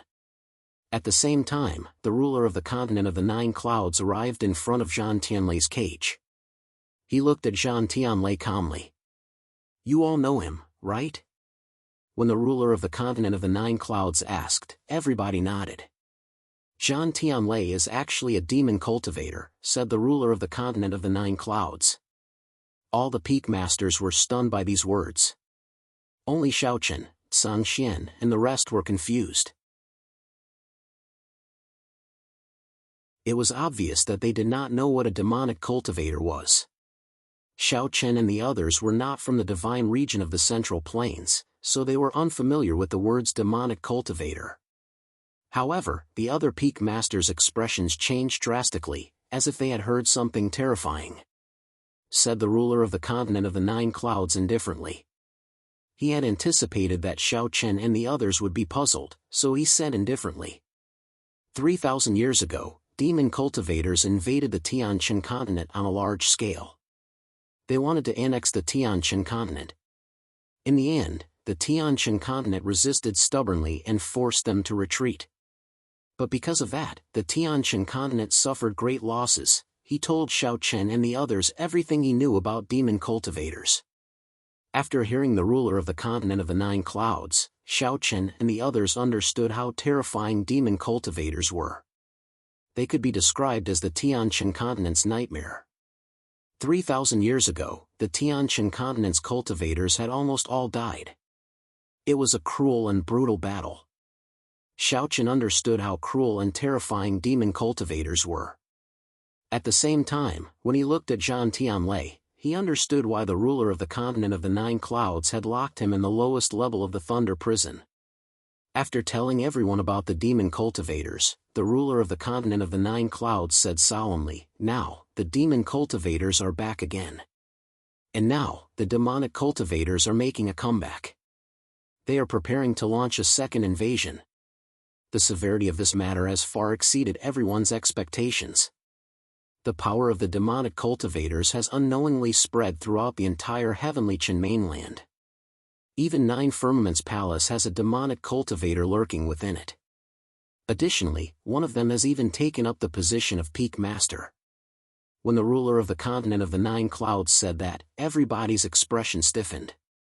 They naturally understood what that meant. They also understood why the ruler of the continent of the 9 clouds wanted to wipe out Prison Flame Mountain. When they thought about the fact that the demon cultivators were coming back again, everybody was astonished. But what the ruler of the continent of the 9 clouds said next surprised them even more. The demon cultivators are hiding in all the influential groups of the Tianqian continent on such a large scale. Their goal is obvious: they want to create an empty space passage.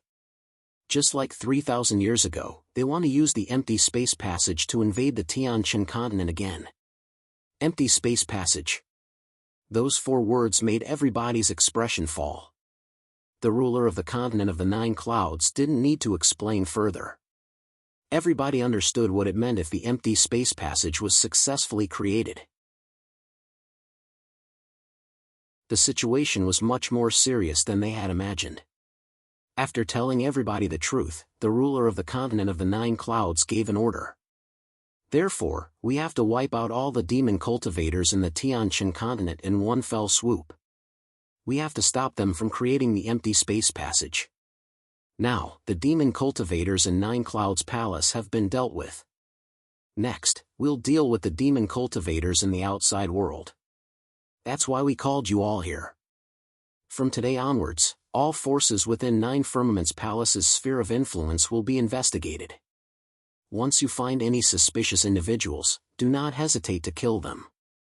Remember, this investigation and purge does not require any evidence.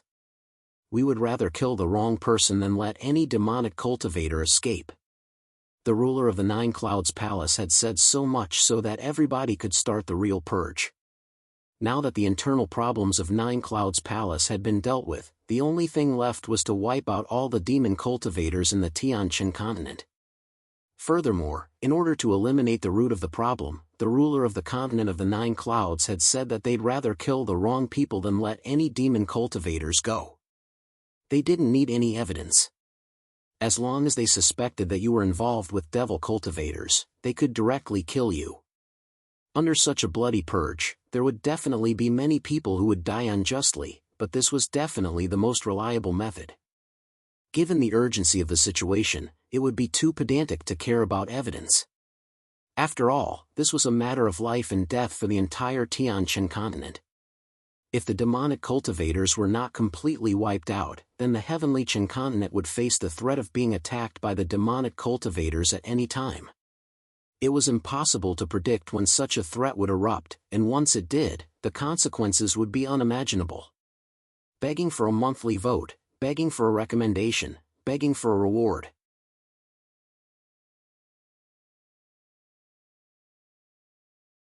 Chapter 201. Anyone who could become a ruler couldn't be indecisive. At that moment, the ruler of the continent of the 9 firmaments was determined and resolute. Purging all the demonic cultivators hiding in the heavenly Qin continent would result in the deaths of many innocent people. But there was no other way. For the safety of the entire heavenly Qin continent, there were some things that could not be taken care of. Many people thought that the ruler of the continent of the 9 clouds was too careless. He didn't even need proof. As long as there was a suspect, he could just kill him. But when you thought about it, you understood that it was the only way to solve the problem. It was the most effective way. In such a situation, if he still needed evidence, he would have to wait a long time before he could wipe out all the demon cultivators in the heavenly Qin continent. When the 9 peak leaders received the ruler's order, they were surprised, but then they nodded respectfully. After that, the 9 peak leaders took their leave. The ruler of the continent of the 9 clouds asked Xiaochen to stay. As the king of the Nine Clouds Palace, the ruler of the continent of the Nine Clouds told Xiaochen everything about the demon cultivators. At that moment, only the two of them were left. Xiaochen, you are the hope of my Nine Firmaments Palace. A storm is brewing. The appearance of demonic cultivators has caused the future of Heavenly Qin continent to be filled with uncertainty. Thus, before the war erupts, you must do your best to increase your strength. Only by possessing enough strength will you have a chance to survive this calamity.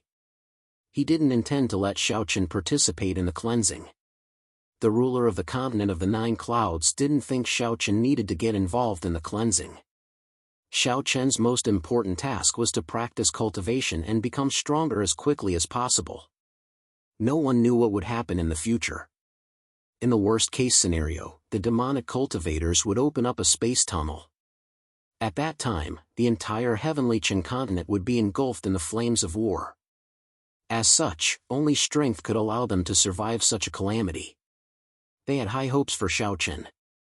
At the same time, as the ruler of the continent of the Nine Clouds had said, Xiaochen was the hope of Nine Clouds Palace.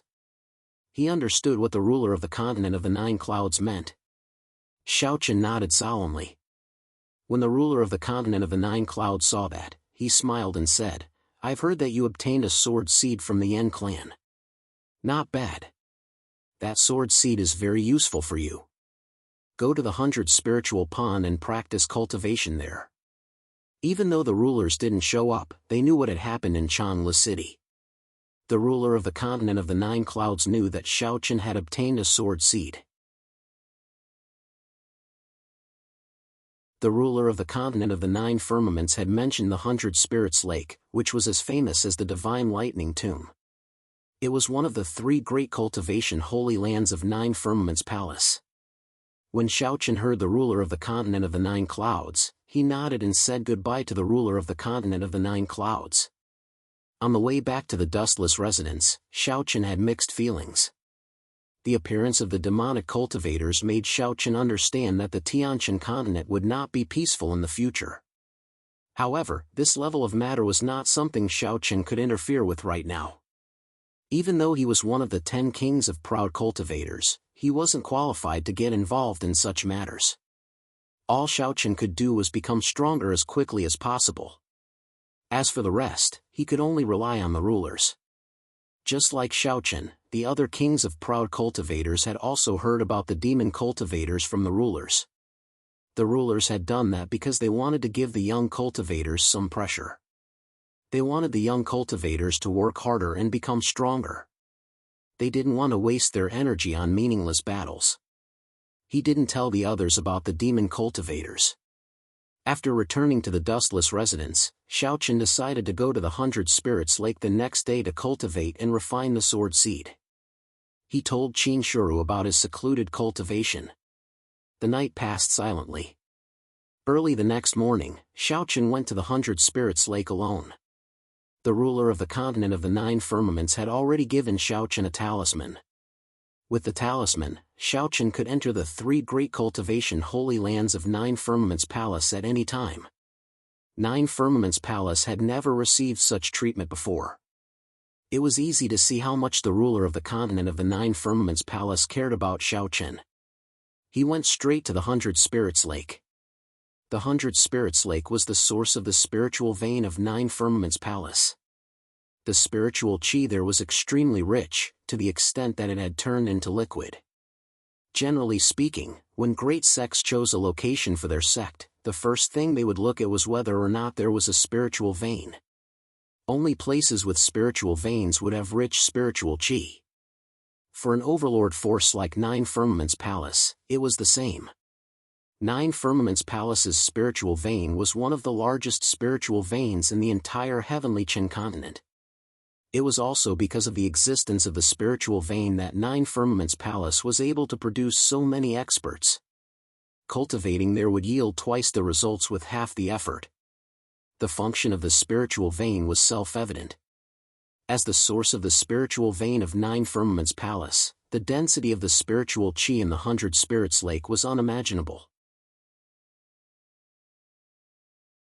The air was filled with a thick, milky white mist. It was extremely humid. Visible to the naked eye, there were small water droplets floating in the mist. The mist and water droplets were not to be underestimated. They were all formed from spirit chi. Moreover, in the center of the mist, there was a small pond with a diameter of less than 10 meters. The pond was filled with a milky white liquid. So, this is the 100 Spirits Lake. This was the first time Xiaochen had come to the 100 Spirits Lake. Thus, he was surprised.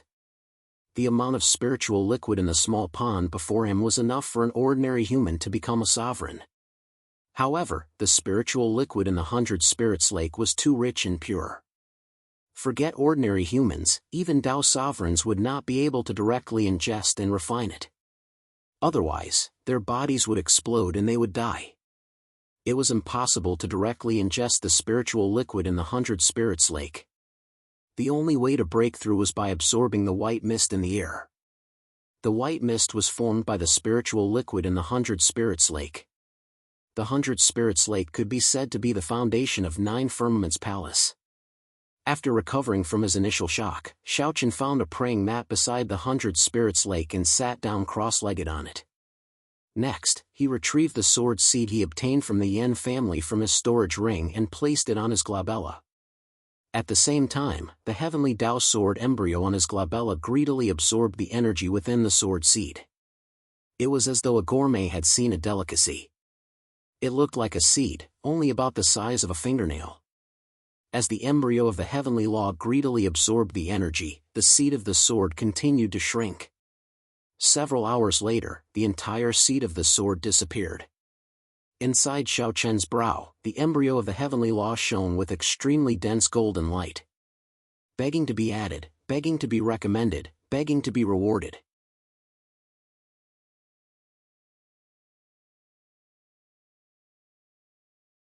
Chapter 202.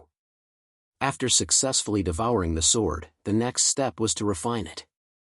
Xiaochen looked inside his body and felt the pure energy emanating from the heavenly path sword embryo. He was somewhat shocked. This small sword seed actually contained such rich energy. Furthermore, as a swordsman himself, Xiaochen was able to clearly feel that the energy contained extremely pure sword aura. As though affected by the heavenly sword embryo, Xiaochen's spiritual sense shone brightly with golden light. At the same time, compared to before, his spiritual sense seemed to have grown bigger. The size of his spiritual sense had changed a little. However, Xiaochen's attention was focused on the heavenly sword embryo. He sat cross-legged with his eyes closed, consciously controlling the heavenly sword embryo to refine the vast amount of energy within the sword seed. Refining all the energy within the sword seed was obviously not something that could be done in a short period of time. Xiaochen was naturally prepared for this. For the next few days, Xiaochen sat cross-legged in the 100 Spirits pool like an old monk in meditation. At the same time, while Xiaochen was in closed-door cultivation, the outside world was in an uproar. The 7 overlords took action at the same time, launching a large-scale purge of the entire central divine region. They did not tell the world about the demonic cultivators. However, countless experts from the 7 overlords led their disciples to infiltrate the various major forces and families. Once they found any clues related to the demonic cultivators, they would immediately kill them. Without giving any reason or explanation, the 7 overlords immediately began a bloody purge. In just a few short days, dozens of large and small forces and clans in the central divine region were wiped out. Such a bloody method naturally caused the people of the heavenly Qin mainland to panic. However, despite the dissatisfaction of many people, the 7 overlords did not stop their actions. The purge continued. Lu City was a large city within 9 Firmaments Palace's sphere of influence. The city was under the control of 2 great families. At that moment, within the Yi family's mansion in Lu City, Sang Xian and the other 2 Peak Lords of Heavenly Sword Peak led a group of elders and attendants of Heavenly Sword Peak to stay there for 3 days. In the main hall, Sang Xian, Sang Wang, and Sang Yan sat in the main seats, while all the Yi clan members were tied up and kneeling before them. 3 days ago, Sang Xian and the others had entered the Yi family. After some investigation, they discovered that there was an extremely obscure connection between the He family and the Devil cultivators. Although there was no direct evidence to prove that the He clan was related to demonic cultivators, it was enough to have suspicions. Therefore, the Tsangxian trio had given the order to capture all the He clan members early in the morning. Tsangxuan Peak Master, what are you doing? My He clan has always been loyal to Nine Firmaments Palace. The patriarch of the He clan fell to his knees and cried out in a voice filled with sorrow. Hearing Patriarchy's words, Tsangxian said coolly, Patriarchy, are you loyal to Nine Firmaments Palace or to the demonic cultivators? The patriarch of the He clan's expression immediately changed when he heard Tsangxian say the words demonic cultivators. Tsangxian had already confirmed that the He clan was related to the demonic cultivators. He had been wondering why the 7 overlord factions would carry out such a bloody purge. It was only at this moment that the patriarch of the He clan finally understood. It was because of the demonic cultivators, and his He clan was indeed related to the demonic cultivators. However, only a few of the upper echelon members knew about it, and the majority of the He clan members did not know about it, nor did they participate. He understood that he was doomed. Now that the matter of the demonic cultivators had been exposed, Nine Firmaments Palace would obviously not let him off. However, the ones that the patriarch of the He clan was most worried about were the younger generation of the He clan. They did not know anything about the demonic cultivators.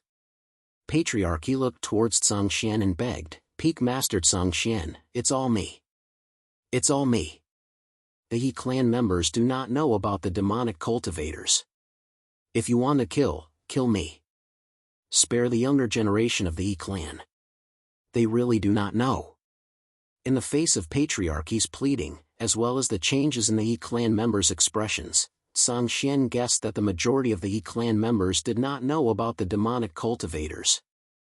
Only a few of the upper echelon members of the He clan knew about it. But so what? The matter of the He clan being related to the demonic cultivators had already been confirmed. As such, the entire He clan must be destroyed. The ruler of the Nine Firmaments had given an extremely cruel order, and his only goal was to not leave behind any hidden dangers. Tsangxian stood up, looked towards Patriarchy, and said calmly, some things cannot be changed. In the face of righteousness, I can only apologize to Patriarchy. If you want to blame someone, you can only blame your He clan. Patriarchy powerlessly fell to the ground upon hearing Tsangxian's words. Tsangxian's words were undoubtedly a death sentence for the entire He clan. Originally, the He clan was related to the demonic cultivators because the demonic cultivators could provide the He clan with too many cultivation resources. It was also because of the demonic cultivators' help that the He clan could sit on the throne of the 2 great clans of Lu City. However, in the end, the demonic cultivators had harmed the He clan. Song Yun and Song Wang walked outside. When they passed by the patriarch of the He clan, Tsangxian opened his mouth slightly and said, kill. It was a simple word, very calm. When the members of the Tianjian Peak heard him, they immediately attacked. In a flash, the entire He clan was covered in blood, and the sound of people crying rose and fell one after another. Even if one passed by the He clan, one could hear the horrible shrieks coming from the He clan. Is the He clan finished? Definitely. 3 days ago, the leader of the Tianjian Peak personally brought people to the He clan. I don't know what's going on with the 7 overlords, but they unexpectedly started such a bloody massacre. Indeed, what's going on with the 7 overlords? In just a few days, almost 100 clans and clans have already been destroyed. The screams of the He clan made everyone in Lu City understand that a great clan had been destroyed. Regarding this, the other great clan in Lu City, the Li clan, was already trembling in fear. The He clan was finished. Tsangxian would definitely bring people to the Li clan next. Walking out of the He clan, Tsangxian led people to the Li clan. Behind him, the He clan, which was once one of the 2 great clans of Lu City, had completely disappeared from the world. From the patriarch to the servants, no one was spared. Turning his head to look at the Yi clan, Tsang Xian sighed softly. He knew that many people in the Yi clan were innocent, but there was no other way. The patriarch of the Yi clan had secretly colluded with the demonic cultivators, so the Yi clan had to be destroyed. The 7 overlords did not have the time to identify who was innocent and who was guilty. The best way was naturally to kill them all. For the sake of the safety of the entire heavenly Qin continent, this was something that could not be helped. Clearly, the patriarch of the Yi family had never thought that it was because of his secret relationship with the demonic cultivators that the entire Yi family would be destroyed in an instant. Furthermore, 9 Firmaments Palace's methods did not leave the Yi family with any chance of survival, completely severing the bloodline of the Yi family. Translator, Endless Fantasy Translation Editor, Endless Fantasy Translation.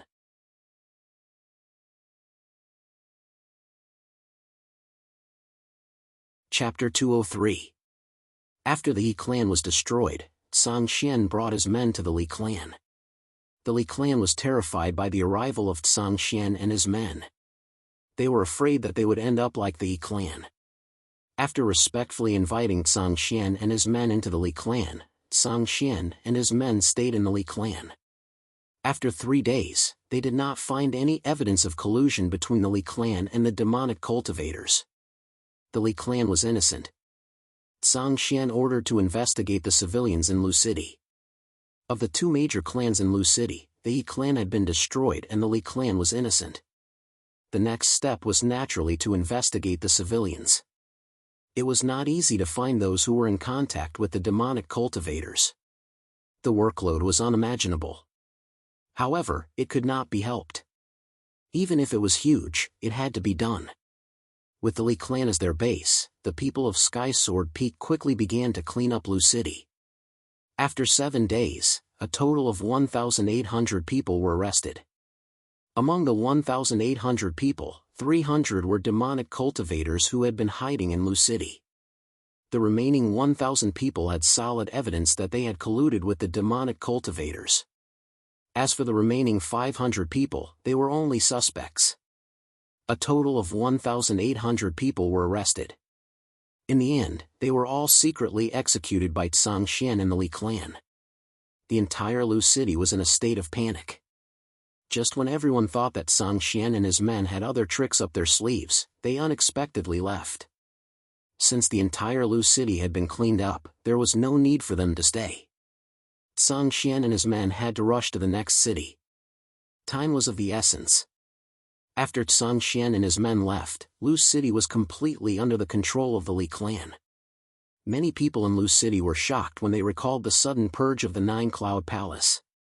The incident in Lu City could be said to be everywhere in the Central Divine Territory. While the 7 overlords were cleaning up the demonic cultivators, a group of high-level demonic cultivators gathered in the mysterious underground city in the headquarters of the demonic cultivators. Among them, the black-robed demonic cultivator overlord was still sitting on the main seat.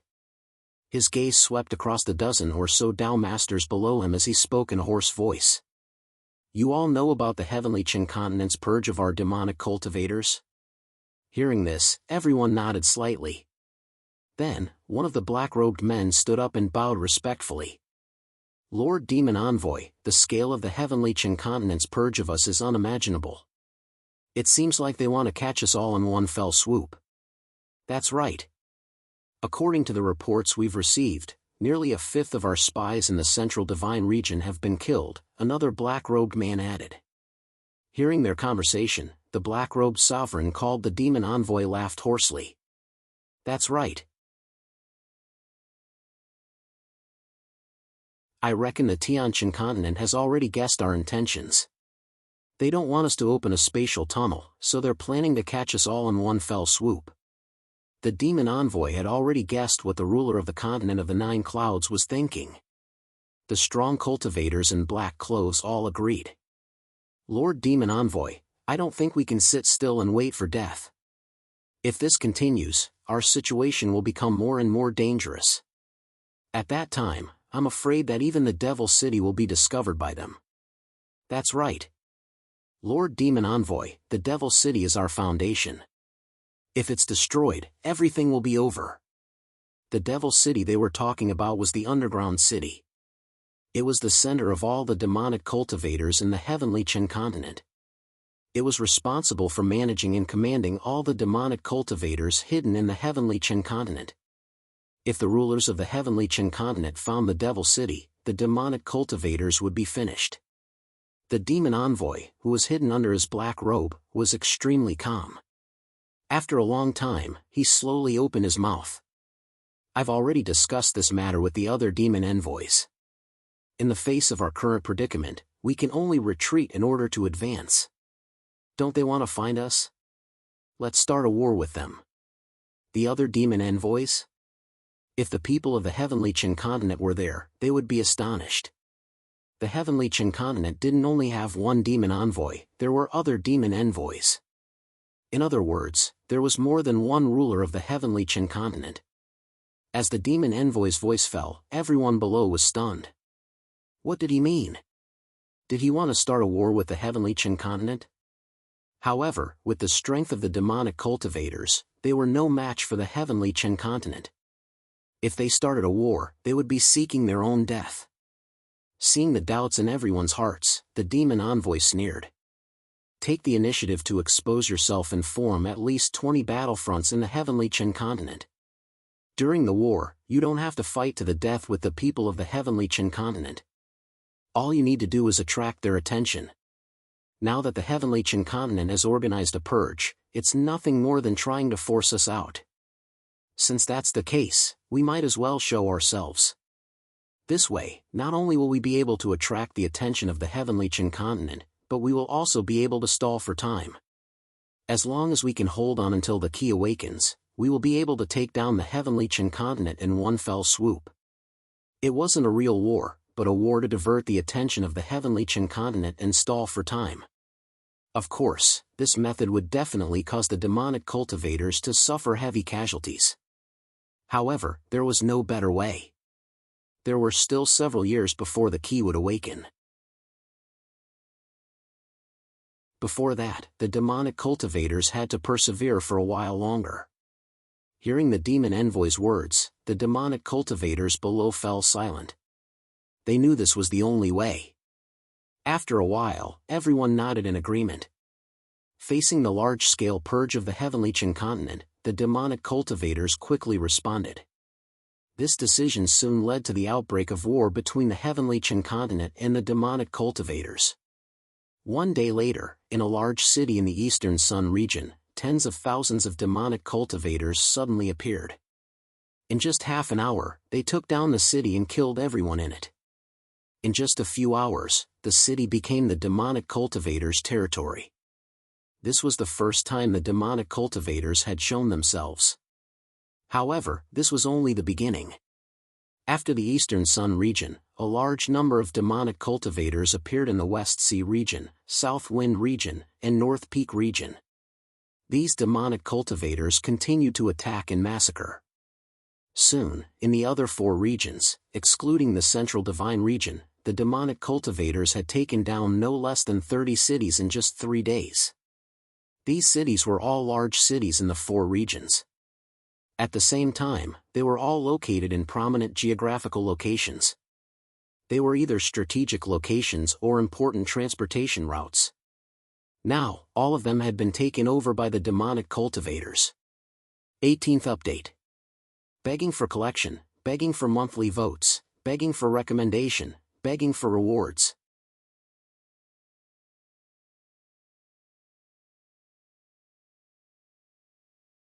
Chapter 204.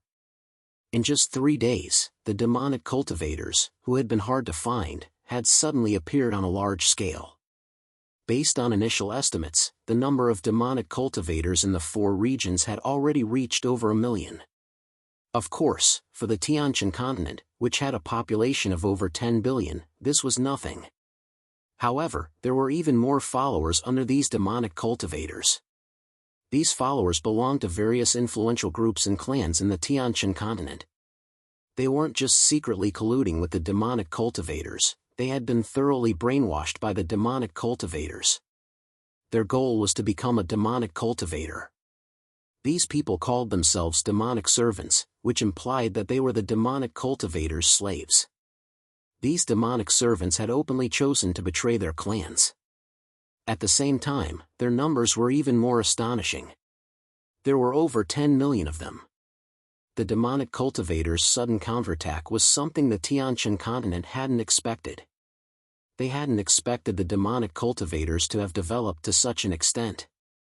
From the beginning to the end, the rulers had never underestimated the demonic cultivators' danger. But now, it seemed that the demonic cultivators had left a lot of power in the Tianqian continent. At the Tianqian mountain shrines, at that moment, the 10 rulers' godly awareness clones were gathered together. The ruler of weapons was the first to speak. Everyone, the demonic cultivators have appeared in large numbers. What do you think? Isn't that perfect? It's a perfect opportunity to eliminate them all in one fell swoop, said the ruler of the burning skies coldly. I don't think so. The appearance of the demonic cultivators is strange. I'm afraid it's a trap. Besides, we can't be sure how strong the demonic cultivators really are. They're in the dark, and we're in the light. Be careful not to fall into their trap, said the ruler of Tianji. I agree with the ruler of the 9 clouds. But since the demonic cultivators have appeared, we can't avoid war. But I think we should start with one of the regions and see how strong the demonic cultivators are, said the ruler of the continent of the 9 clouds. 30 cities in the 4 regions had already been occupied by the demonic cultivators. The ruler of the continent of the 9 clouds suggested that they start with one of the regions to see how strong the demonic cultivators were. After some discussion, the sovereigns finally decided to start with the Southwind region. In the Southwind region, the demonic cultivators occupied the least number of cities, only 5. At the same time, they also had the fewest people. It was the most suitable place to start. Once they had made their decision, the sovereigns began to mobilize their elite troops. In just a single day, the 7 overlords and their many subordinate forces had mobilized an army of 500,000 troops from the central divine realm, heading straight for the Southwind region. The person in charge of this battle was the barbaric beast sovereign, who was also the master of the barbaric king primordial, or reclusive sovereign. The barbaric beast ruler and the other 2 hidden rulers couldn't sit still in the face of demonic cultivators. This time, the barbaric beast ruler personally took action. He was in charge of the first direct contact with the demonic cultivators, and this battle was also the first battle in the heavenly Qin continent to understand demonic cultivators. The other sovereigns didn't move because they were worried that the demonic cultivators would suddenly attack the central divine region by surprise. After all, the central divine region was the center of the heavenly Qin continent. Compared to the other 4 regions, the central divine region was extremely important. They couldn't afford to lose it. Therefore, they had to have enough strong cultivators to protect the central divine region. Besides, the sovereigns were extremely fast. If there was an emergency, they could definitely reinforce the Southwind region. The Southwind region had become the focus of the entire heavenly Qin continent. At the same time, with the appearance of the demonic cultivators and the news of the massacring of people, many people in the heavenly Qin continent also learned about the demonic cultivators. At the same time, they also understood that the great purge of the heavenly Qin continent was actually to get rid of the demonic cultivators who had been hiding in the dark. The shadow of war that had been hidden in the dark was finally brought to the surface. As the 500,000 soldiers of the heavenly Qin continent marched toward the Southwind region, everyone's heart was gripped tightly.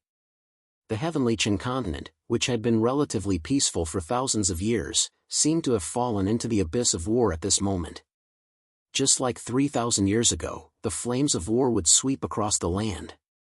In a continuous mountain range, on the highest peak, a tall and burly middle-aged man with a rough and ferocious appearance stood proudly. He was wearing leather armor. In his deep eyes, there was a faint, chilling murderous intent that spread out. This man was the master of barbarian King Huanggu, the savage beast sovereign. As a sovereign, the savage beast sovereign also gave people a sense of extreme confidence. However, this confidence was now filled with faint worry, as if he was worried about something. Without saying a word, the savage beast sovereign stared at the horizon for a long time. Finally, he took a step forward and his figure instantly disappeared. The 500,000 warriors set off from the central divine realm. Riding on various flying demonic beasts, they arrived at the border of the Southwind region in just 3 days. In front of them, the first obstacle appeared. The first of the 5 cities that had been captured by the demonic cultivators appeared in front of the heavenly Qin continent. It was called Southgate City and was the only way to enter the Southwind region from the central divine realm. It stood majestically on the ground, brimming with an iron-blooded aura. Moreover, at this very moment, on the walls of Southern Pass City, black-robed demonic cultivators and black-robed demonic servants were already waiting in formation. Originally, Southgate City was an important city that protected the southern gate of the central divine realm. Now, it had become an insurmountable obstacle for the heavenly Qin continent's army.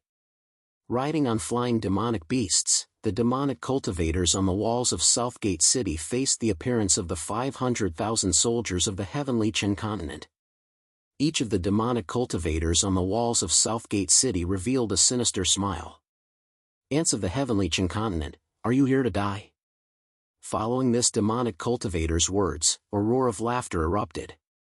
It was as if in the eyes of the demonic cultivators, the people of the heavenly Qin continent were fish on the chopping board. Amid the mocking laughter, a terrifying pressure descended from the sky. Following which, the savage beast ruler appeared on the horizon. Tall and burly, with the appearance of the savage beast ruler, the experts of the heavenly Qin continent were filled with confidence. To them, the ruler was their spiritual faith. He was their strongest backing. With the appearance of the savage beast ruler, the uneasiness in their hearts quickly dissipated. The savage beast ruler calmly stared at the impregnable pass in front of him. His gaze landed on the tower at the very center of Southern Pass City. From afar, he could vaguely see a black-robed figure sitting at the very top of the tower. "Are you still not going to show yourself?" The demonic cultivator ruler. He spoke calmly. Hearing the savage beast ruler's words, the black-robed figure on the tower smiled faintly. "The heavenly Qin continent is indeed a place that we demonic cultivators have always wanted to conquer. It is indeed a place blessed by heroes." After speaking, the black-robed figure did not move. However, his figure slowly dissipated. In the next second, he appeared outside Southgate City, facing the savage beast ruler. The 2 rulers stood proudly on the horizon. 19th update, please collect, recommend, ask for monthly votes, ask for rewards.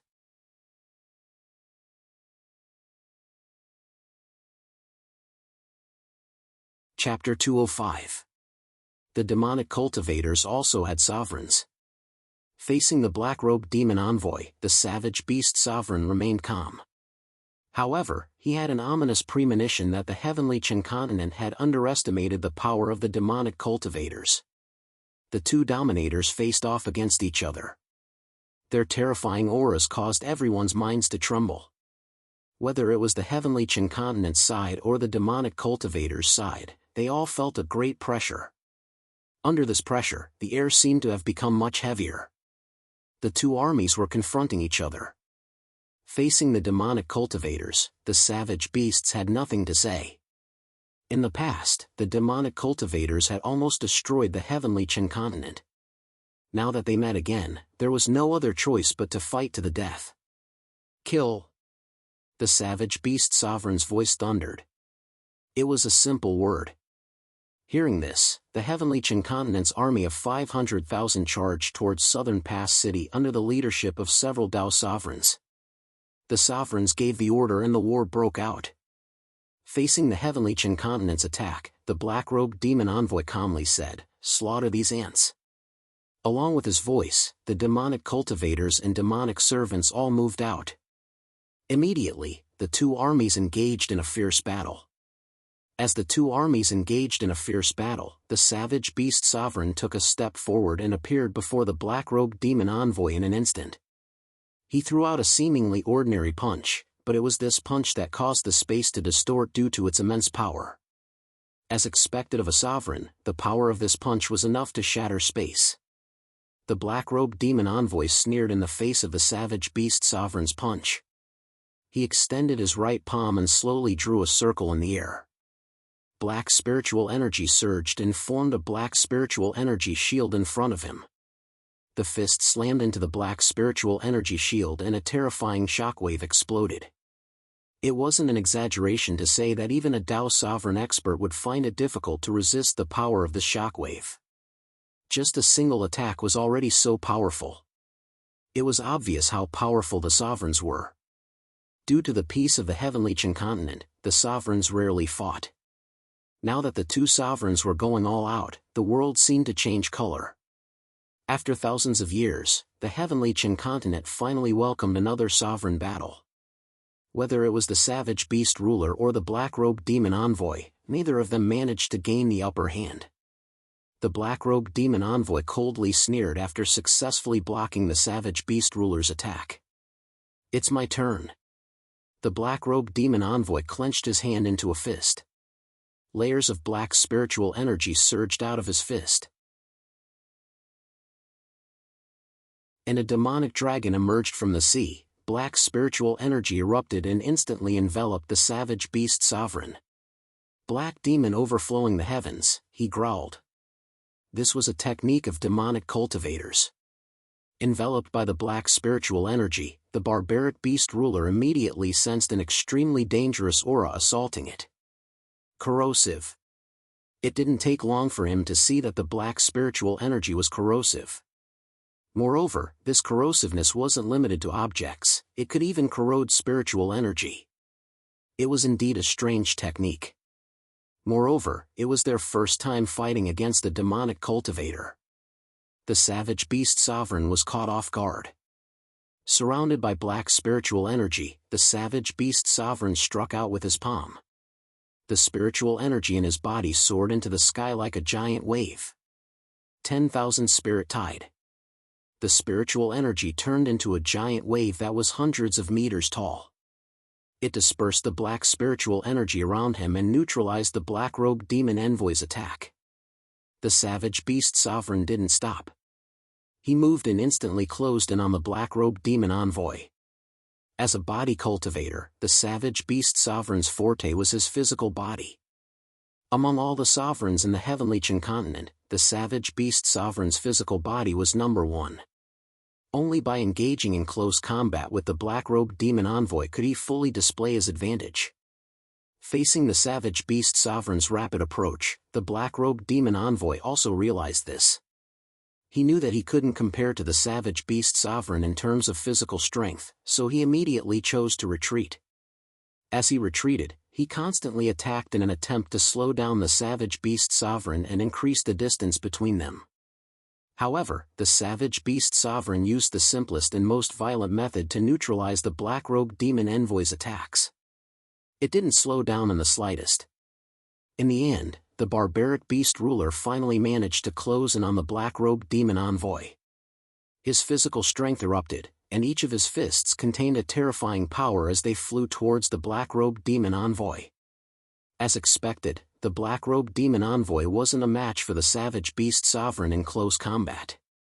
However, by relying on the strange techniques of the demonic cultivators, he was able to contend against the savage beast sovereign.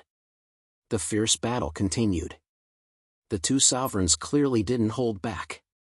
All sorts of powerful martial skills were used. At the same time, the battlefield below was filled with the sounds of killing. The two sides added up to more than 1 million people. At this moment, they were engaged in a fierce battle of life and death.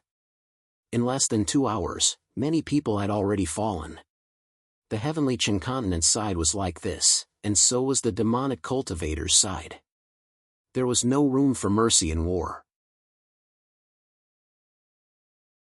Thus, everyone used their killing moves from the start. They wanted to use the simplest and fastest method to kill the other side. Rivers of blood and mountains of corpses. This was the truest portrayal of war.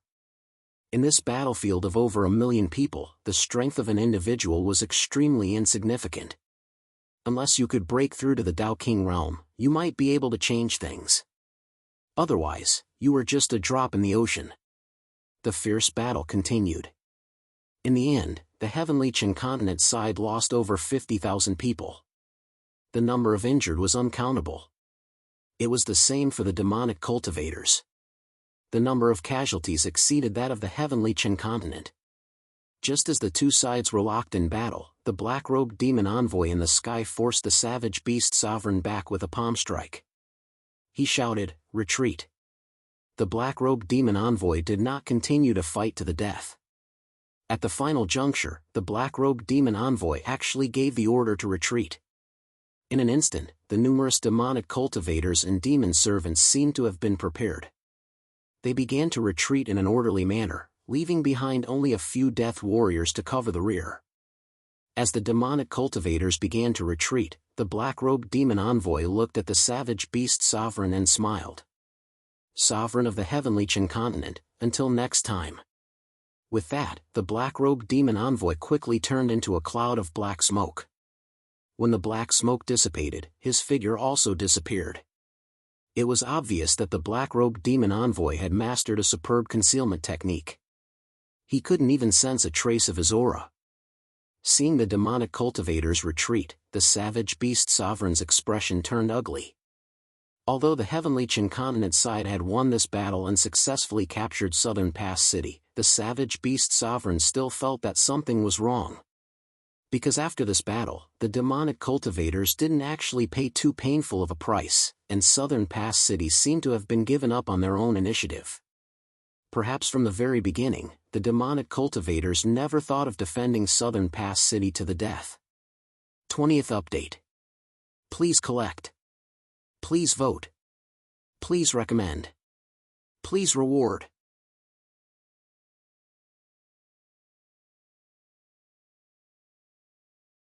Chapter 206. The savage beast ruler frowned as he looked at the place where the black-robed demon envoy had been. He could vaguely guess that the demonic cultivators had no intention of defending Southern Pass City. He retracted his gaze and looked at the battlefield below. At this moment, there were only a few death soldiers and demon servants who were still resisting the heavenly Qin continent's army. These people were obviously prepared to die so that others could safely retreat. Keep them alive and capture them. He shouted at the several Dao sovereign experts below. The savage beast ruler wanted these death soldiers alive. Perhaps he could get some information from them, although the possibility was very small. Hearing the savage beast ruler's order, everyone prepared to capture these death soldiers and demon servants alive. However, these death soldiers and demon servants chose to commit suicide first. They didn't give the heavenly Qin continent any chance at all. Not a single one was left alive. The savage beast ruler's face was gloomy. He slowly landed on the walls of Southern Pass City. From here, he could clearly see that Southern Pass City had become a ghost town. As the demonic cultivators retreated, the city was filled with the corpses of civilians. It was obvious that the demonic cultivators had massacred the entire city.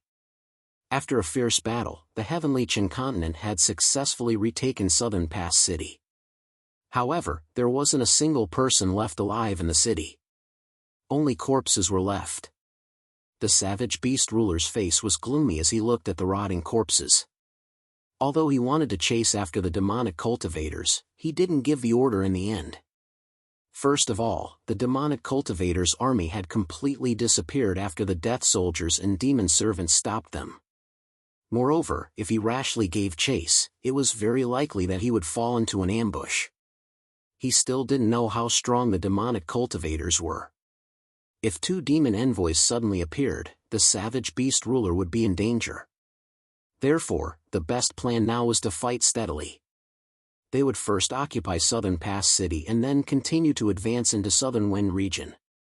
The savage beast ruler ordered the army to enter the city and count the number of dead in Southern Pass City. He also ordered the corpses to be buried to prevent the outbreak of the plague. At the same time, the savage beast ruler strengthened the defenses of Southern Pass City and repaired the damaged city walls. The Battle of Southern Pass City seemed to have ended, but the savage beast ruler wasn't happy at all. On the contrary, a faint sense of uneasiness shrouded his heart. Unaware of the chaos in the outside world, Xiaochen, who had been in seclusion in the 100 Spirits pool for nearly a month, had finally completely refined the sword seed. As the sword seed was refined, the Heavenly Way sword embryo finally underwent some changes. The original Heavenly Way sword embryo was just a very ordinary sword embryo, but at this moment, it seemed to have been polished, and there were already some traces of a divine sword.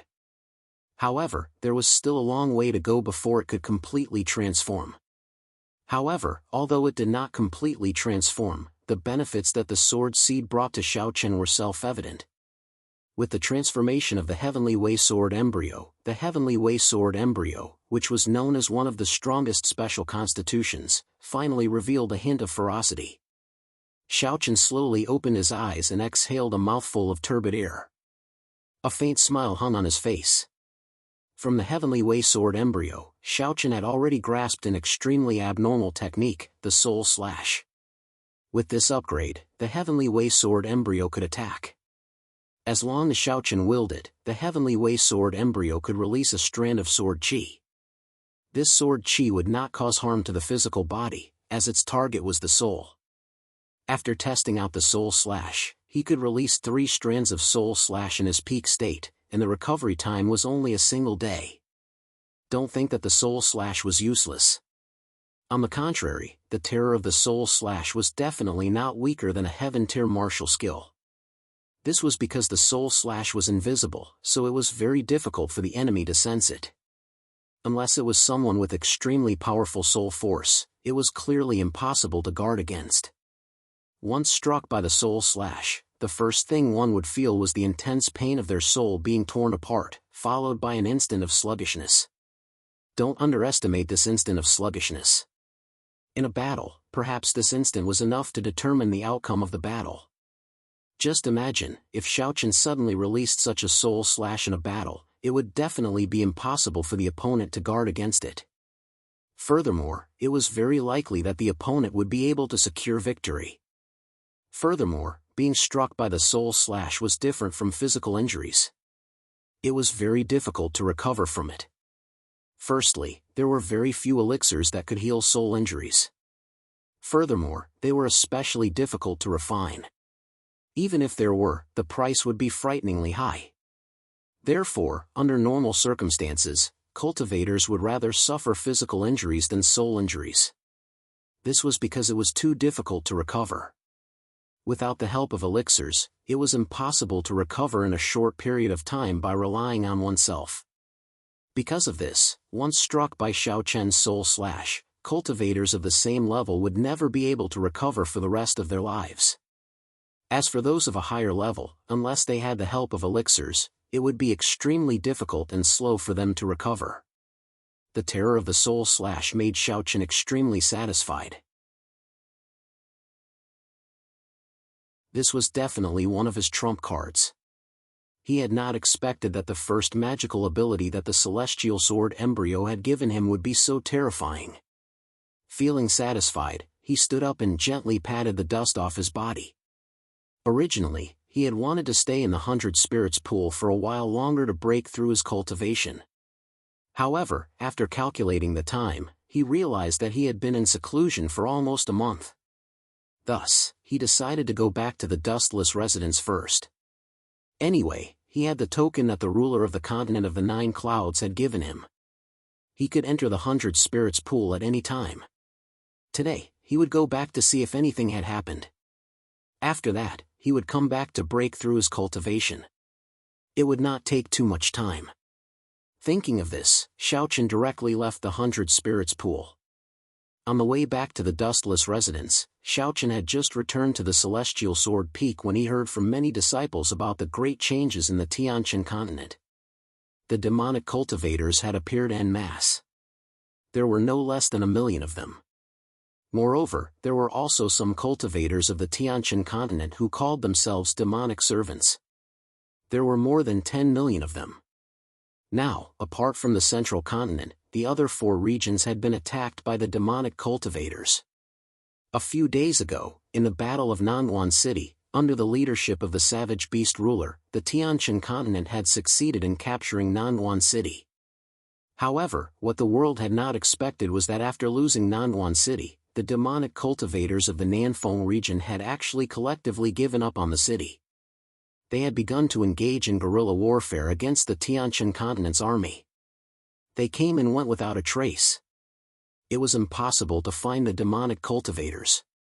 However, from time to time, the demonic cultivators would suddenly appear and catch the enemy off guard. Because of this, the savage beast ruler had fallen into a difficult situation in the Nanfeng region. Even the other ruler, the tyrant fist ruler, had gone to the Nanfeng region to help the savage beast ruler. 21st update. Please collect, please vote, please recommend, please reward. You're tuning into the Mythic Realms YouTube channel. Don't forget to subscribe and join us on this journey to catch the most captivating stories.